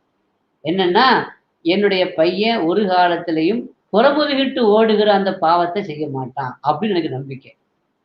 இஸ்லாத்துல புறமுதுகிட்டு ஓடுவது பெரும்பாவம். யுத்தத்துல வந்து கடைசி வரைக்கும் நினைச்சு நிக்கணும், புறமுதுகிட்டு ஓடக்கூடாது, அது பெரும்பாவம். என்னுடைய பையன் அந்த பாவத்தை செய்ய மாட்டேன்னு நம்பிக்கை இருக்கு. எப்படி அந்த நம்பிக்கை உனக்கு வந்துச்சு? ஏன்னா அந்த பையனை நான் வளர்த்த போது, இந்த பையன் கருவிலே வளர்ந்த உருவான போது நான் அரசாங்கத்தினுடைய பணத்திலிருந்து சாப்பிடல, நான் கைத்தொழில் செய்து அதுல கிடைச்ச வருமானத்துக்கு வச்சு சாப்பிட்டேன். ரொம்ப தூய்மையான உணவு சாப்பிட்டேன். முதல் விஷயம் ஹலாலான உணவு. ரெண்டாவது, அந்த குழந்தை பிறந்து வளர்ந்த பொழுது, பால் கொடுத்த பொழுது உடனே கொடுக்க மாட்டேன். குழந்தை பால் கேட்டு அழுதா உடனே போய் ஒது செய்து 2 ரக்காத் தொழுவேன், தொழுது துவா செய்து அப்புறம் பால் கொடுப்பேன். இப்படி வளர்ந்த குழந்தை. ஹலாலான உணவை நான் உண்டேன். அந்த பால் கொடுக்கிற பொழுது நான் ஒது செய்து என்னை பரிசுத்தப்படுத்தி கொண்டேன். இறை உணர்வோடு இறை நினைவோடு அந்த குழந்தைக்கு பால் ஊட்டினேன். எனவே பாலோடு சேர்த்து தக்குவாவையும் ஊட்டியிருக்கிறேன், பாலோடு சேர்த்து இறை உணர்வையும் ஊட்டியிருக்கிறேன். அந்த குழந்தை பெரும் பாவத்தில் உண்டான பிரமுதுகிட்டு ஓடுதலுக்கு பார்த்து செய்யாத நம்பிக்கை. அந்த நம்பிக்கை அடிப்படையில் சொன்னேன்னு சொன்னாங்கன்னு சொன்னா தாய்மார்களை யோசிக்க வேண்டும். இதுதான் நிறைவாக இந்த தலைப்பினுடைய நிறைவான செய்தியாக உங்களுக்கு சொல்லி, ஹலாலான உணவு அது உங்களை மட்டுமல்ல, உங்கள் கருவியில் வளரக்கூடிய குழந்தையையும் அது உருவாக்குகிறது, செதுக்குகிறது. சிறந்த சிற்பியாக நீங்கள் இருக்கின்றீர்கள். சிறந்த சிற்பமாக அந்த குழந்தை வர வேண்டும் என்றால் அது உங்கள் கையில் இருக்கிறது. ஹவுசுல் ஆதம் முஹியுத்தீன் அப்துல் காதர் ஜீலானி இந்த உலகத்துல ஒளிமயமான வழிகள் கோமானாக மிகச்சிறந்த வழியுள்ளவாக அவர்கள் வானதற்கு பின்னாடி அவங்க செய்த தவம், அவங்க செய்த முயற்சி, அதெல்லாம் பின்னாடி வந்து காரணமாக இருந்தாலும் அதனுடைய அடிப்படை, அதனுடைய வித்து, அதனுடைய தொடக்கம் இங்கிருந்து தான், இப்படித்தான் இருந்தது. எனவே தொடக்கம் நன்னாயால் ஒடுக்கம் நன்னாகும். அல்லாஹ் நம்முடைய தொடக்கத்தையும் நம்முடைய ஒடுக்கத்தையும் நல்லதாக ஆக்குவானாக. வலிமாவுடைய வரலாற்றை கேட்கிற வாய்ப்பு கொடுத்த ரப்புல் ஆலமீன் அதை புரிந்து கொள்கிற, அதை உள்வாங்கிக் கொள்கிற, நம்முடைய வாழ்க்கையை நடைமுறைப்படுத்துகிற நல்ல தௌஃபீக்கையும் நம் அனைவருக்கும் தந்தருள் புரிவானாக. பிஹக்கி செய்தனா முஹம்மத் வ ஆலி செய்தனா முஹம்மத். ஹவுசுல் ஆதம் முஹியுத்தீன் அப்துல் காதர் ஜீலானி அவருடைய பொருட்டினால் நம்முடைய எல்லா பாவங்களையும் மன்னித்து, நம்முடைய எல்லா ஹாஜத்துகளையும் தேவைகளையும் அல்லாஹ் நிறைவேற்றி, நம்முடைய எல்லா முராதுகளையும் அல்லாஹ் ஹாசிலாக்கி வைப்பானாக. நம்முடைய நோக்கங்களை நிறைவேற்றி வைப்பானாக. நமக்கு உதவி செய்வானாக. யா அல்லாஹ், எதிரிகளை, இஸ்லாத்திற்கு எதிரான, முஸ்லிம்களுக்கு எதிரான விரோதிகளை நீ விரட்டி அடிப்பாயா, அவர்களை அடக்கி ஒடுக்கி முடக்குவாயா, அவர்களை செயல்படாமல் நீ ஆக்குவாயா, அவர்களால் எந்த தீங்கும் வராமல் முஸ்லிம்களையும் நீ பாதுகாப்பாயா, முஸ்லிம் நாடுகளையும் நீ பாதுகாப்பாயா. பிஹக்கி செய்தினா முஹம்மத் வ ஆலி செய்தினா முஹம்மத் ஸல்லல்லாஹு அலைஹி வஸல்லம். வ ஆகிரு தஅவானா அனில் ஹம்துலில்லாஹி ரப்பில் ஆலமீன். அஸ்ஸலாமு அலைக்கும் வ ரஹ்மத்துல்லாஹி வ பரகாத்துஹு.